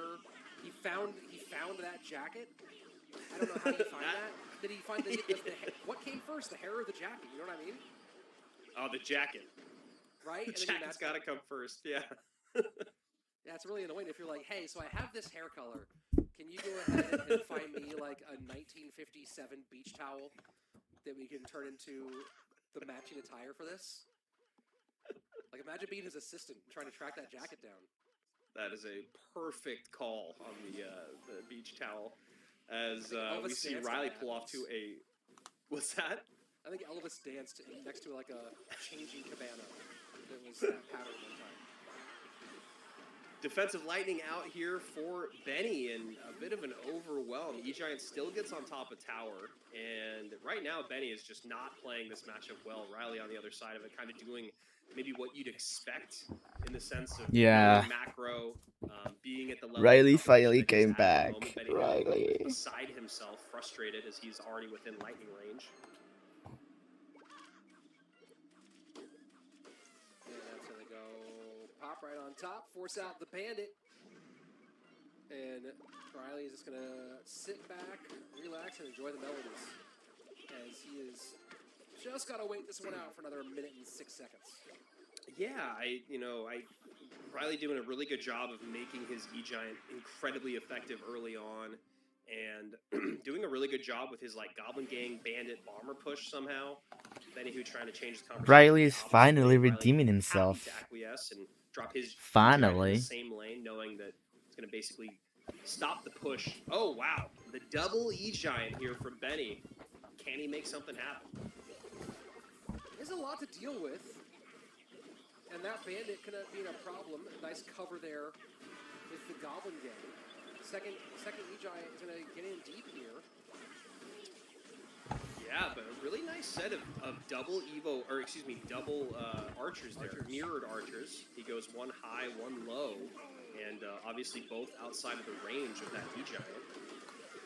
And the bandit getting pulled the wrong way for Benny, who is going to make this one a short game 3 of this set. English takes the lead with only 6 games left to go. Let's Up freaking 1, go, 11 to dude. 10, as we go into our next wheel spin on our finally 3 head-to-head matchups. Yeah, man, anything can happen. Molt versus the Gref, Ian versus Pompeo, and OJ versus Fern and Flo. Those are going to be our next 3 matches under a new game mode, as you just said. And yeah, I feel like this was definitely a place where Riley kind of had to win. You know what I mean? Like, he's just, I think he is just too high skill level. All right, last 3 matches. To lose a mirror match, even against someone as good as Benny Who. I can't hear the name Fern and Flo now without thinking of, like, it sounds like Even Flow, the Pearl Jam song. Fern and Flo. And then there was a wrestler who's, oh man, what was his name? I forget the reference now. Darn it, every once in a while I'll let one slip. His name was Stephen Flow. His name was Stephen Flow. He would come out to a song that was to the tune of Even Flow, but it just said Stephen Flow over and over again. Stephen Flow, Stephen Flow, Stephen Flow. I want that theme song for Fern and Flow. That's what I want. Someone, I feel like make that happen. I think he needs to talk to Rob's assistant, because clearly Rob's assistant can make anything happen. Dude, yes. And then we're going to have the collab of the century. Yeah.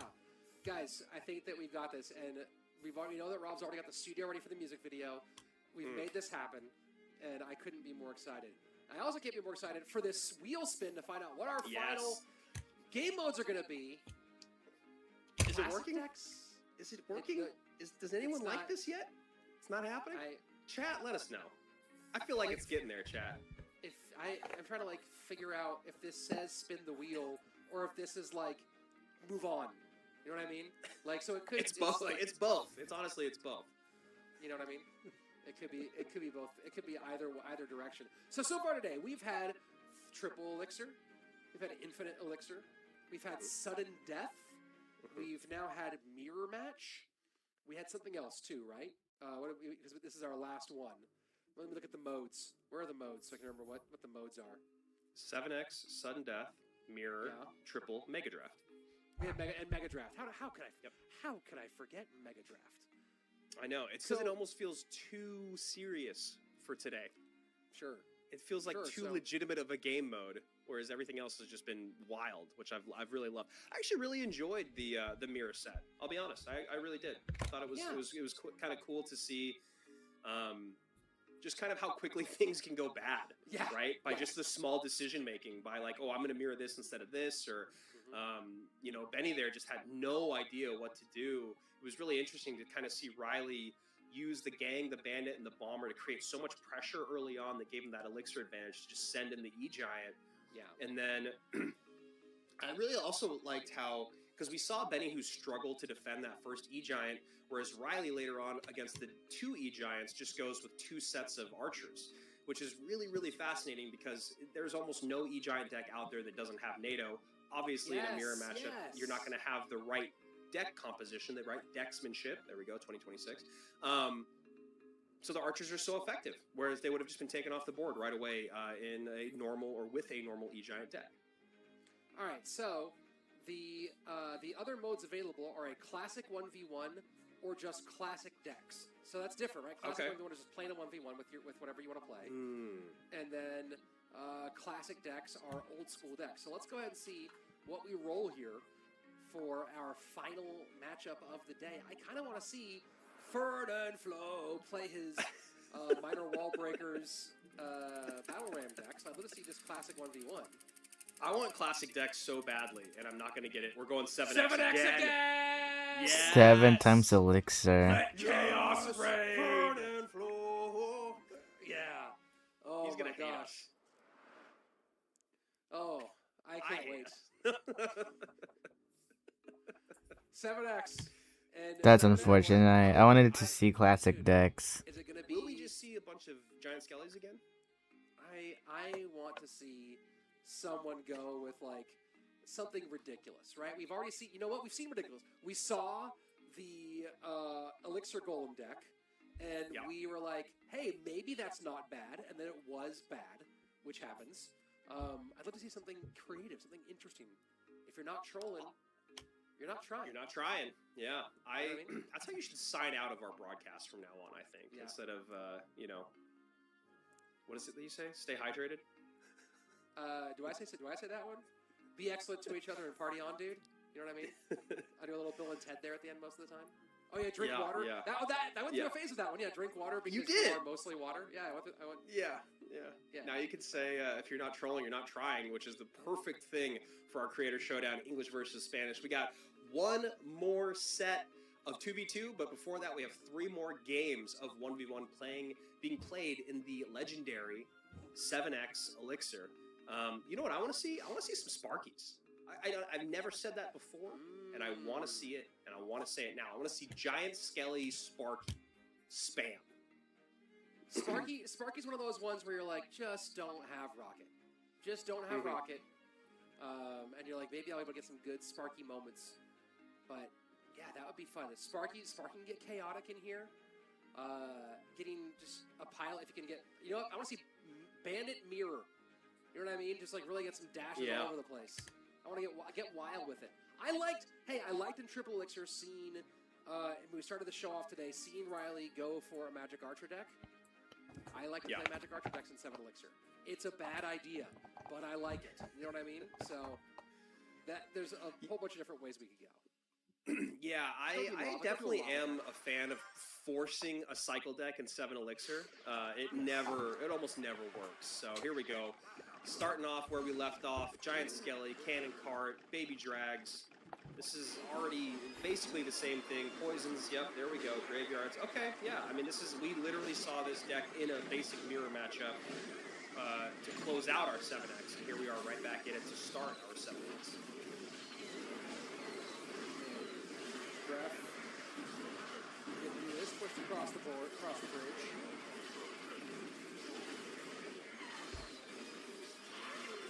And Baby Dragons galore.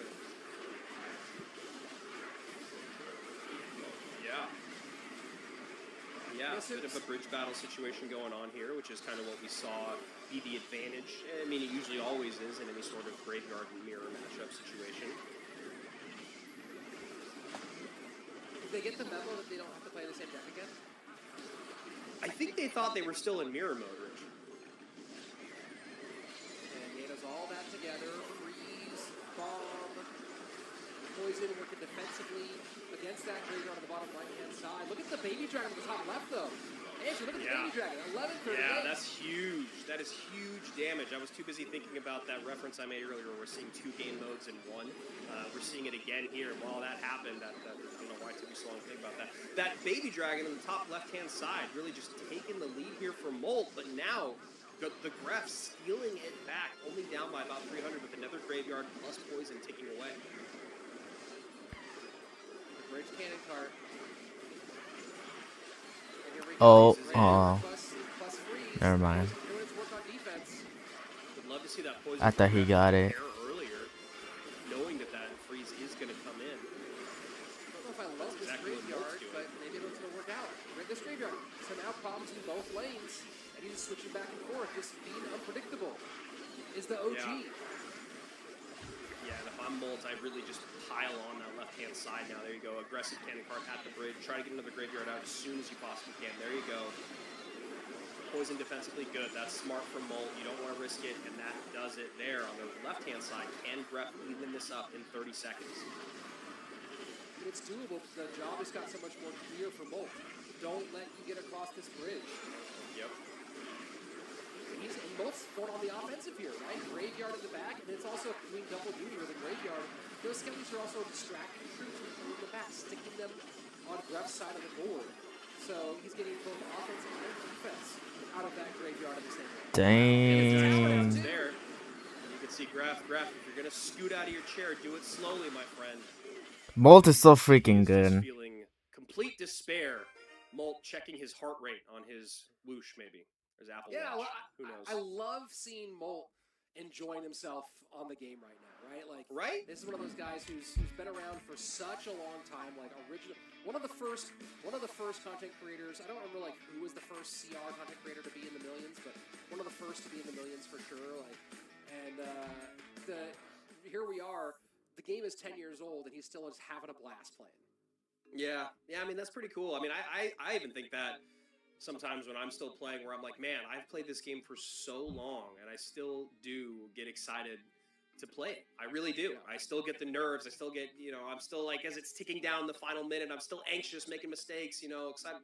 It's a pretty cool thing. And yeah, Molt was. You still break your phone and then tell us that you didn't film a video to like cover up for what really happened. It was totally on purpose, on accident, man. Yeah, when I first started watching Clash Royale content, it was Molt, Surgical Goblin. It was this guy named Wonder Brad, who was a Mortar player, and then Sir Tag. Those were my four guys that I watched when I first started a long time ago. Yeah, I mean the journey of those players has been pretty tremendous. You talk about 10 years is not a short time. Like 10 years, there are people who were born after Clash Royale came out who are like on travel ball teams. You know what I mean? Like they're out there really going for it. So it's been quite the journey. And you talk about the journey from here, Molt kind of trying to like turn the screws in this one and get over the finish line.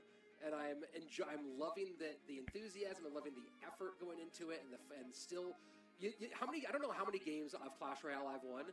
It's always about the game right in front of me every single time. Yeah. I mean that's a really good way to put it. That is the wonderful thing about the game. I mean that's why being a competitor is so hard at the highest levels, because it doesn't feel that way. Whereas for the casuals, it is just one in, one out. That's it. You never take your homework, or you never take your work home with you. I gotta switch my headphones, so 2 seconds. All right. Okay, let's see. So, little change from Pompeo. Oh my gosh. Everyone's running. Still going Graveyard, but Graveyard, Mirror, Mega Knight, Evo Electro Dragon, Evo Firecracker. So just trying to mix up the conversation a bit to see if there really is just one triple elixir, infinite elixir meta, or maybe Pompeo has cracked the new code. Yeah, I'd love to see something just a little bit different, so it's nice to see that from Pompeo. But with NATO and Poison, that Firecracker is not going to do a whole lot. Maybe the Evo E-Dragon can be frustrating. The part is incredibly frustrating, but did get a slight nerf recently. Nice Mega Knight to turn around the Executioner, but that Firecracker can't stay on the board. Oh boy. Oh, Evaporation City. Yeah. And this is an aggressive push at the bridge on the left-hand side for Ian. This is trouble for Pompeo. Cannon card on the tower. Sped up by that baby dragon. Yeah. Oh my gosh, bro. Ian's gonna win. Right-hand side. And this is one of those things where, like, Pompeo's creative, right? That's one of the things about him. That's why his deck is famous and why he still plays it. But if anyone out there who's tried to play Pompeo's Pekaloon Freeze, it's not as easy as it looks. right? It's one of those ones that requires a really specific type of understanding. He's trying to be creative here in this matchup, but that creativity so far not paying off at all. Yeah, and his traditional deck is also just so hard to be good with. I don't know how he does it in every meta for so long. Obviously, things have changed with the heroes and evos, but yeah, this looks like a nice win here for Ian as he takes that tower. Basically, not even touched are his towers, and that's going to give English a big lead here, going up 13-10, unless Pompeo can pull a miracle. I think that miracle is most likely beyond his grasp. It's now going to come down to Fernan, right? Fernan Flow needs to win. Yeah, freaking to make the Ian 2v2 won. set viable. If Fernan Flow loses, then the 2v2 set is going to be all for naught. You're playing for pride rather than playing for points. Yeah, that's a great point that you make there. That is a huge bit of pressure on his and OJ's shoulders. We'll see if either of them can make their respective language proud, as a lot more pressure is on Fernand's shoulders than OJ's. And here we go. Ian chattering away. Knows it's all done. Yep. GG's. Ian, one more notch in the belt. And English up 3 points as we go into the final 4 games. That's right. One more win from Team English, and it is over. Like I said, we'll still be seeing all the games, as Rich just said as well, because we like these guys. We like these creators, these pros. We want to see them play as much as we possibly can, but in a tough spot is Team Espanol, which is what a lot of people predicted to start the day, but was not the tale of the day at all. I mean, we were literally even coming into this set. I think the mirror matchups and where we're at in 7X have really kind of started to separate English again, but we've seen both teams be down and come back. I think the biggest gap was 3. That feels right throughout the day. Right. So we'll see if they can kind of conquer that one last time, the most important time, as you said, 4 more games in our future here. Last 7X coming your way, Fernand Flow and OJ, and then we go to 2v2. It's going to be Molt and Broyal against the Gref and Benny, who has been undefeated. Benny, who has in 2v2 so far. Yeah, Benny's been nasty, dude. We'll get there, of course, but it's all to come down to Fernan. And I don't think we're going to see Fernand's deck. I'm looking at his deck right now. I don't know if this is like his main deck, but again, minor wall breakers, mini P.E.K.K.A, battle ram, archers, princess, freeze, minions with some heroes and some evolutions mixed in there. I don't think that works in 7X, unfortunately. It is crazy that you had to go back like pages to see him play something else. I haven't. I'm going back. I'm going to page 2 now. Let's see. Actually, I haven't gone. I'm on page 2. Only that deck. Let's go back. We're going to page 3 now. Only that deck, dude. I'm going back. I'm going back in history. Yo, he is loyal. Look at this. Oh my word. How much of this do you play, dude? I'm back weeks ago. He's a one trick. He's a one trick with it. What an interesting choice of one trick. Some coach give him the 7X version of that deck. I want to see it. Oh, here we go. I finally I'm like 6 pages back, and here's like some Prince Wallbreaker Skeleton Barrel deck and a Goblin Giant Princess. Homie loves Princess. All these decks have Princess, and yeah. All right. I see you, Fernan. But will we see you win? Okay, Orange Juice versus Fernand. The biggest match of the day. Fernan against OJ. OJ going with what has been working. Fernan changing it up just a little bit with the Witch. Will the Witch... Oh. Interesting. There goes back and forth. And wow! Fernan! Already. Oh, Fernan man. distracted by the right-hand side. Gives up the left-hand tower already, Rich. My goodness. Yo, there's levels to this thing. OJ's played a lot of Clash Royale. And he's just, this is That's insane that he already beat him. This is brutal. I can't watch this anymore. Wow. This is just going to be a straight up 3 crowns with 2 minutes left. No way. It is.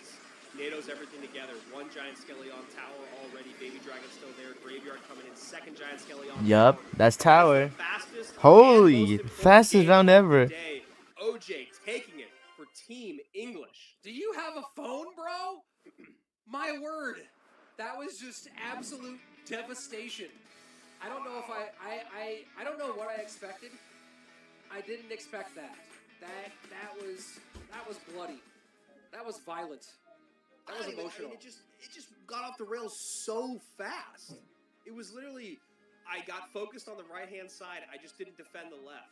And you can't do that. And you have the elixir to defend. That felt like, okay, you know the feeling when you close your car door and as it's closing you realize your keys are inside, like, no, wait, right? That feeling, that's what that felt like right up. You're like, you saw the left-hand side, you're like, and then, you know, next thing you know, you have to call a locksmith. It's brutal. Yeah, he was like, oh, I'm going to NATO this giant skeleton away from my towers so that it oh, wow, there's a giant skeleton, a graveyard, a baby dragon, executioner, cannon card, all on my left-hand tower. There are 2 lanes in this game. Yeah. I mean, hey, as we said, there's three more games. It has been decided, but 20K to the losing team, 30K to the winning team. Everyone's walking away with a prize today. The Gref can replace his statue or figurine or whatever broke there with the prize money today. Ferdin just running into a brick wall with OJ there. Yeah, Ferdin flow to Ferdin. No. Okay. There we go. Come on, it was right. I mean, they're not all awesome, but they're all there. It was good. You know what I mean? No, it was good. I appreciate that. It was good. I appreciate that one. Oh boy, 2v2. Now here's the question. Now that it's all been decided, will we see some risk taking in 2v2? Will we see a compelling and interesting 2v2 set because now the stakes are wiped? Yeah, I would like that. I feel like we've seen a lot. It's like so much of the same thing because Oh yeah, that may be we went back. to one set where literally it is the exact same thing in mirror, and then 7X twice today where this deck specifically has basically just become the meta. Yeah. So yeah, I would love to. And in 2v2, we saw so much. I mean, we did see some variability in terms of win condition, but we still saw a ton of giant skeleton there. So yeah, I'd be totally down to see them spice things up a bit now that the stakes are a little bit lower. Yeah, we'll see. I mean, some minor cycle, maybe, you know, something silly like something clone mirror, you know, like that. I want to see double bait. It's been or like you know, just good old fashioned double bait. Yeah, or quad bait. Get real wild with it. You know what I mean? Got the full. I'm back. The full Monty, right? But there was also I can't remember who ran this, but I remember someone was telling us it was season 2 of CRL teams, and someone was like, "Oh, we've got something really special cooked up for you," and it was like a double giant skeleton, double clone, double mirror deck, where they were trying to create like a big explosion, like a bombardment down the lane, and you're like, they did it, but it didn't do anything. And we're like, that looked cool. It was like, yeah, the potential was really exciting. It was like hey, watch this moment. You're like, cool, I did watch that. Great. That Yeah. Good job there. Parents know that moment well. Oh yes. Hey, watch me do this. And then you just jump into a wall. You're like, all right. Well, Yeah, great. Now there's a hole in the wall. yeah, perfect. So letting our final final bit of moment for our players to get ready. Molt Broyale going to go up against Gref and Benny Hu. Then we got Chief Pat and OJ versus Ferdin Flo and Rob Lease. And then we got Riley and Ian, finally, against Bale and Pompeo. So that's actually a really exciting 2v2 matchup. I'm assuming that's why they did it last on the day. You got 2 pros going up against 2 pros. So 2 pros of now versus 2 pros of old. Can we get some side bets going? Like, right? Can they be like, hey, I'll buy a bunch of subs on your channel. If you know, like, let's spice this one up a little bit. I don't know what the rules are for that, but spice this one up a little bit. We're just promoting something illegal. Yeah, no, I do love the sub trade. I'll buy X amount of subs for you. Same thing to me. Here we go. Molten Broya. I mean, all these guys, they're all play for pink slips. Loser gives their channel to the winner. Yeah, there you go. 50 million subs on the line. Years of work. So a little 2v2 Magic Archer. That's not going to line up, dude. That thing's too heavy. That thing is far too heavy. Wow, no ability? Okay, there we go. I was like, why didn't use the ability? I just want to take care of Magic Archer. Are we going to see... I haven't seen a big spell yet for that Magic Archer, which is interesting. Just want to point that out. Yeah. Probably is one. Haven't seen it. Yeah, I would assume so, but they have some good picking here for a Molten Broyale. Just so much to deal with the skies. It's like they were ready for it. Well, they were playing with house money, as you like to say. Right? It's all sewn up.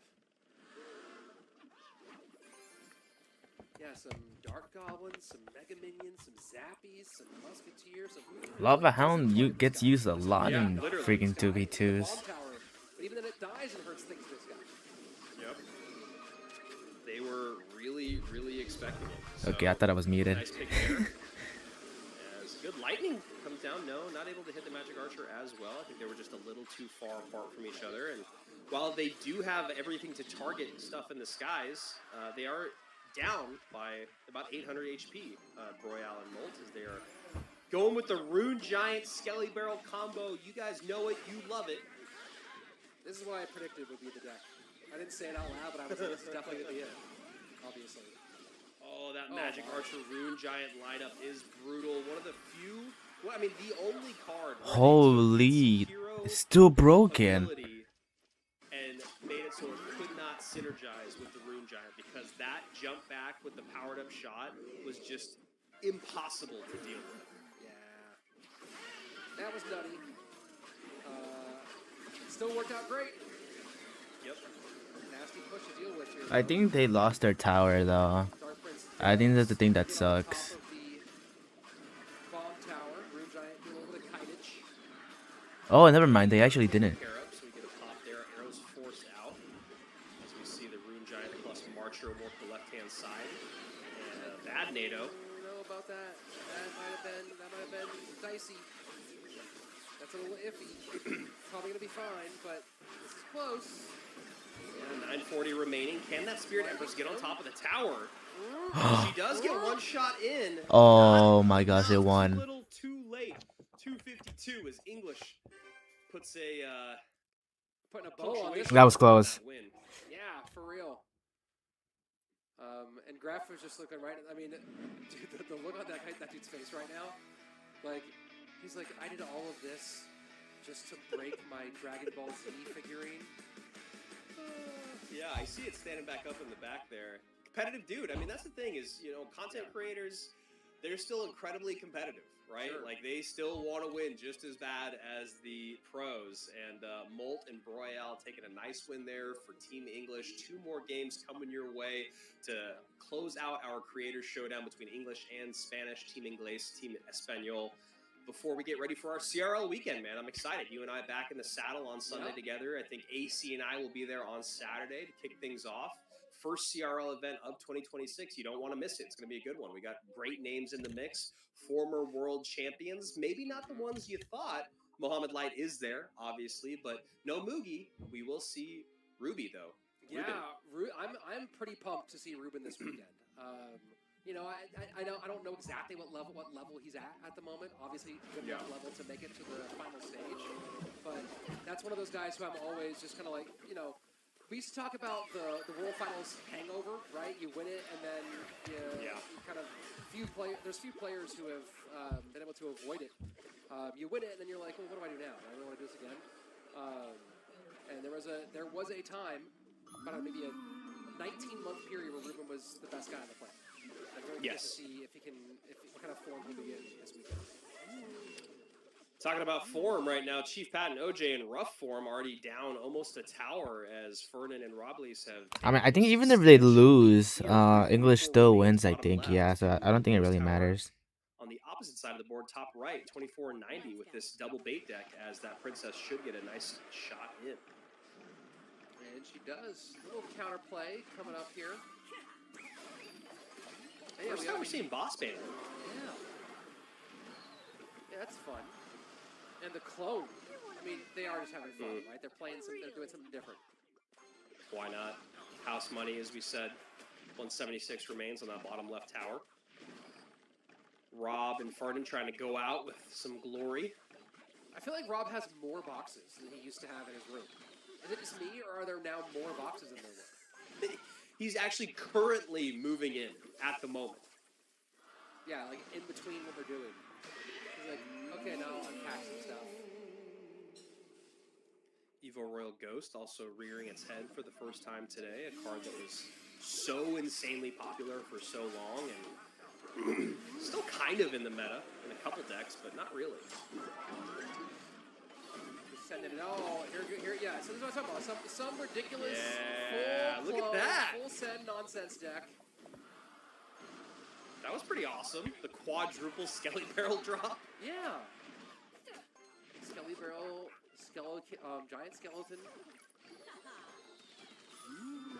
Barely missed that princess. That's a bit of a bummer. There we go.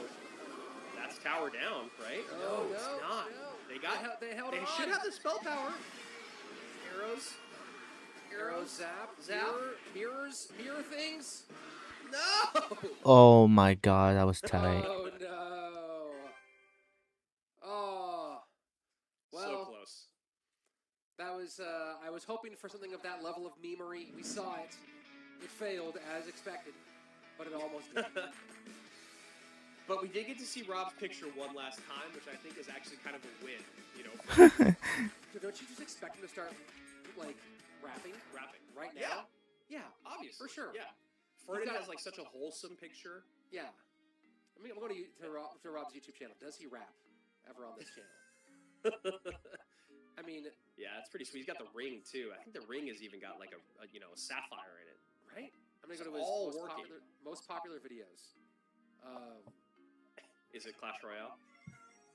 They're like he's doing something with like bottles. Like he's doing a cooking challenge. It's like What? a snake. I do love me some good food content. Roast yourself. Yeah, he's got some wild stuff on here. Okay, well, yeah, no, there's no rapping, which I'm very upset about. I specifically thought it was gonna be mostly a rap channel. Well, as Rob continues to let Rich down, we're going to get ready for our final game of the day. Should be Final maybe game. our most competitive 2v2 yet, but as we said, things are a little bit of the memery at the moment since Team English has run away with the victory here. Riley and Ian versus Bale and Pompeo to close out our day. What a nice day it's been. 4 hours in. Yeah, no, not 3 bad hours at all. in. Yeah. We've had some good Clash Royale. I feel like ready for the season now, which will be a blast. We've been talking about it a bunch today, but I can't wait for this weekend. We have a nice whole season to suss out and see where everyone lands and where it goes, the ebbs and flows of competitive Clash Royale. It'll be a blast. Yeah, we got EGW, Rafael Nadal, who is a new name to the scene. Riley going up against Tanjiro, another new name to the scene. But then we got Ruben versus Vitor. That should be a fun one. OP Sam versus El Moleas. Sam, too. Sam and Morton were in the same group for qualifying. Oh, and wow. they were both at 4-1. And it came down to the two of them. They played, and Sam knocked Morton out, from my understanding. Like Sam went 5-1, and Morton went 4-2. So, what an interesting, real tough way to shake that one out. Best friends going head-to-head in the final little bit to see who goes in. Sam ends up making it. Yep. Then we have Sandbox versus Clown or Kick-Ash, which is going to be a very good matchup. Kick-Ash is a guy that has literally been on the cusp of World Finals and on the cusp of greatness for years now. Yeah. Maybe 2026 is his year. Then we got Mohammed Light going up against Rockin, or Rockin. I think that's how you say it, Rockin. That's how I've always said it. What the hell? Yeah. Rockin? Never heard it said. I've never read it, actually. Yeah. The Lava player, but obviously Lava's decent in the meta right now. Then we got Adriel versus Samuel Basoto, two very, very high finishers in different world finals. Then we got Ta, who we all know and love Ta, going up against a guy named Colin, which is just an incredibly unassuming name. Love to see it. that one's always the best. Right, when someone's name is just Joe, you're like, nicely done. Rich, check your Discord, bud. He does have rap videos. Yes, He has rap videos. I knew it. Wow, Oh. even his music channel, which hasn't posted a video in 7 months, has 2.3 million subs. Yo, And, he has yeah, backup dude, with a dancers. picture like He that- has backup dancers. This is awesome. Okay, No, we don't wanna see Riley this and 2v2. We Ian, they wanna should have see like the good vid- we wanna see the video. synergy, We want to see the music maybe. video. Yo, he has All a right. full... Dude, this is what the rest of my day is. I couldn't have called Machine Gun Kelly more accurately when I saw that outfit. So shout out to our production team for making mine and Rich's dreams come true as we see double bait from Bale and Pomp as we're seeing a golem come out for the first time today. Riley and Ian going to go heavy beatdown, it looks like. Wow. First time we've seen Chef today as well, I believe. I think we saw Chef one other time in 2v2 specifically, yeah. But we have not seen a ton of it because it's the Chef, but we saw it in 2v2. Always strong with those heavier decks. And the Executioner, a bit of a threat. See the Knight come out. You know, it's one of those, we've talked about this kind of a lot together, but the first season of CRL teams in 2018, 2v2 was so bad, right? Because nobody had figured it out yet. So everyone was just running double golem, double lock. There were also there were no bans. There was like a whole bunch of things that were going on. Or they were always making the same thing. And then season 2 came around, and the players got so much better at 2v2. Yeah. You started seeing a whole lot of different looks, a lot of different stuff. By season 3, by the 2020 CRL season, 2v2 had gotten really, really good. But 2v2 season 1 was so bad that people have learned to not love it. And it's one of the great shames of the team's era is that people didn't have time to fall in love with how great it can be. Yeah, I agree, and I feel like there's a clamoring out there for people to, that they want 2v2 to come back, and I think we've seen it now in a couple of community events. It is viable. I think, especially if you can throw bans back in, or you make it like a best-of-3 duels, that way you don't just get the exact same deck over and over like we were seeing earlier when, there was still a lot on the line. Yeah, I love it. Here we go, raging up behind. As we're watching a double golem deck be played. Yeah. But double bait on the other, quad bait on the other side. So getting some real aggressive true 2v2 meta stuff out of Bale and Pompeo. And currently holding on to the lead. I'm just looking at all these thumbnails and I cannot wait to watch a bunch of these videos. And Double Barrel comes in again, but pretty easily cleaned up here for Ian and Riley, who have got a little bit of work to do as they're down by about 300 HP in the same lane, but working in the same lane is good for them as they can turn in any defense to a counter push. There's Baby Dragon there to help with that Scaly Barrel, and the Golem pop does happen on tower. Imagine having backup answers. GG, well played. Dang, let's freaking go. Imagine having backup answers. I mean, it'd be the greatest honor of my life. I think that was it. English freaking won. It's all I would want. I'd take them everywhere with me. I'd have them do backup dancing when I was just doing regular stuff, like I'm at the bank or like ordering tacos. It would make everything you do seem so much cooler. Yeah. And that is going to do it. Team English Yep. taking the win here. Well, the Royale, guys, Chief Pat, OJ, Molt, and of course, they best English team won. at the moment, Ian 77 and Riley. Spanish This lost. weekend at our CRL monthly final here in Holy, this stream was long. What is this, like 3 freaking hours? 3, 4? Holy. Some of the old, some of the new, and the fact that they all seem to have so much fun doing it. I think So the English got $30,000, and Spanish got $20,000. The cream of the crop. That's where you go to see the best gameplay in the world, and it's very serious, for all Bro, of us freaking and Bell's freaking these events like are a lot jaw of is fun so content like creators in the mix sharp.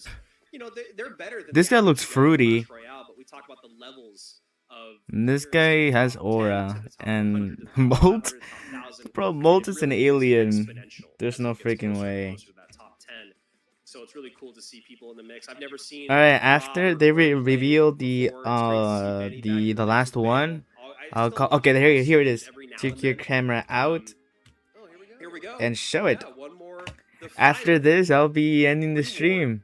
A little bit of decoration for that banner that you got. Yeah, let me go get that guy. Let me get that guy. I'm not gonna get rid of my goblin with sunglasses. Okay. Definitely get this. Hold on, let me see if I'm in the right account. I am, I mean, okay. that's the thing is I will never turn down a free reward, no matter what it is, ever. There we Yeah. go. No, Well, it's coming in, but I won't use it. But it'll get vaulted. My sunglasses. It's the we'll stay for a little longer to see if they do anything. It felt wrong to not have you in them today. For some people, I've seen you with both enough. Yeah, you've usually like when I'm doing the official stuff. Probably this was probably an event where I could have done sunglasses. But for like for CRL, I don't do it. But for other, I probably should have today. Probably should have. We got to do the whole thing again. Yeah, Run it back. Start it over. Run it back. We're going back to one. Places. Speed. Sound. I wish the wheel could be involved in broadcasts more somehow. A wheel always brings a level of excitement to any event. Yeah, I have seen that you and the wheel have bonded. So yeah, I'm proud of you. I know that we've reached the end of our competition here. We've got some we doling out some prize money. I know we've got some visitors that are on there. Okay, well, I think I'm gonna call it off here because I gotta go and charge my phone and also eat because I didn't eat since I got here because I immediately started streaming. So we waited 3 hours for this banner for real. 7Bs, you're a bit too late. But anyways, guys, I think I'm gonna end it here. You guys can finish off the stream. I'll probably leave it in the description if I remember. But yeah, I'll see you guys tomorrow. Dude, it's actually where I'll actually play or whatever. Anyways, yeah, I'll see you guys tomorrow. Goodbye.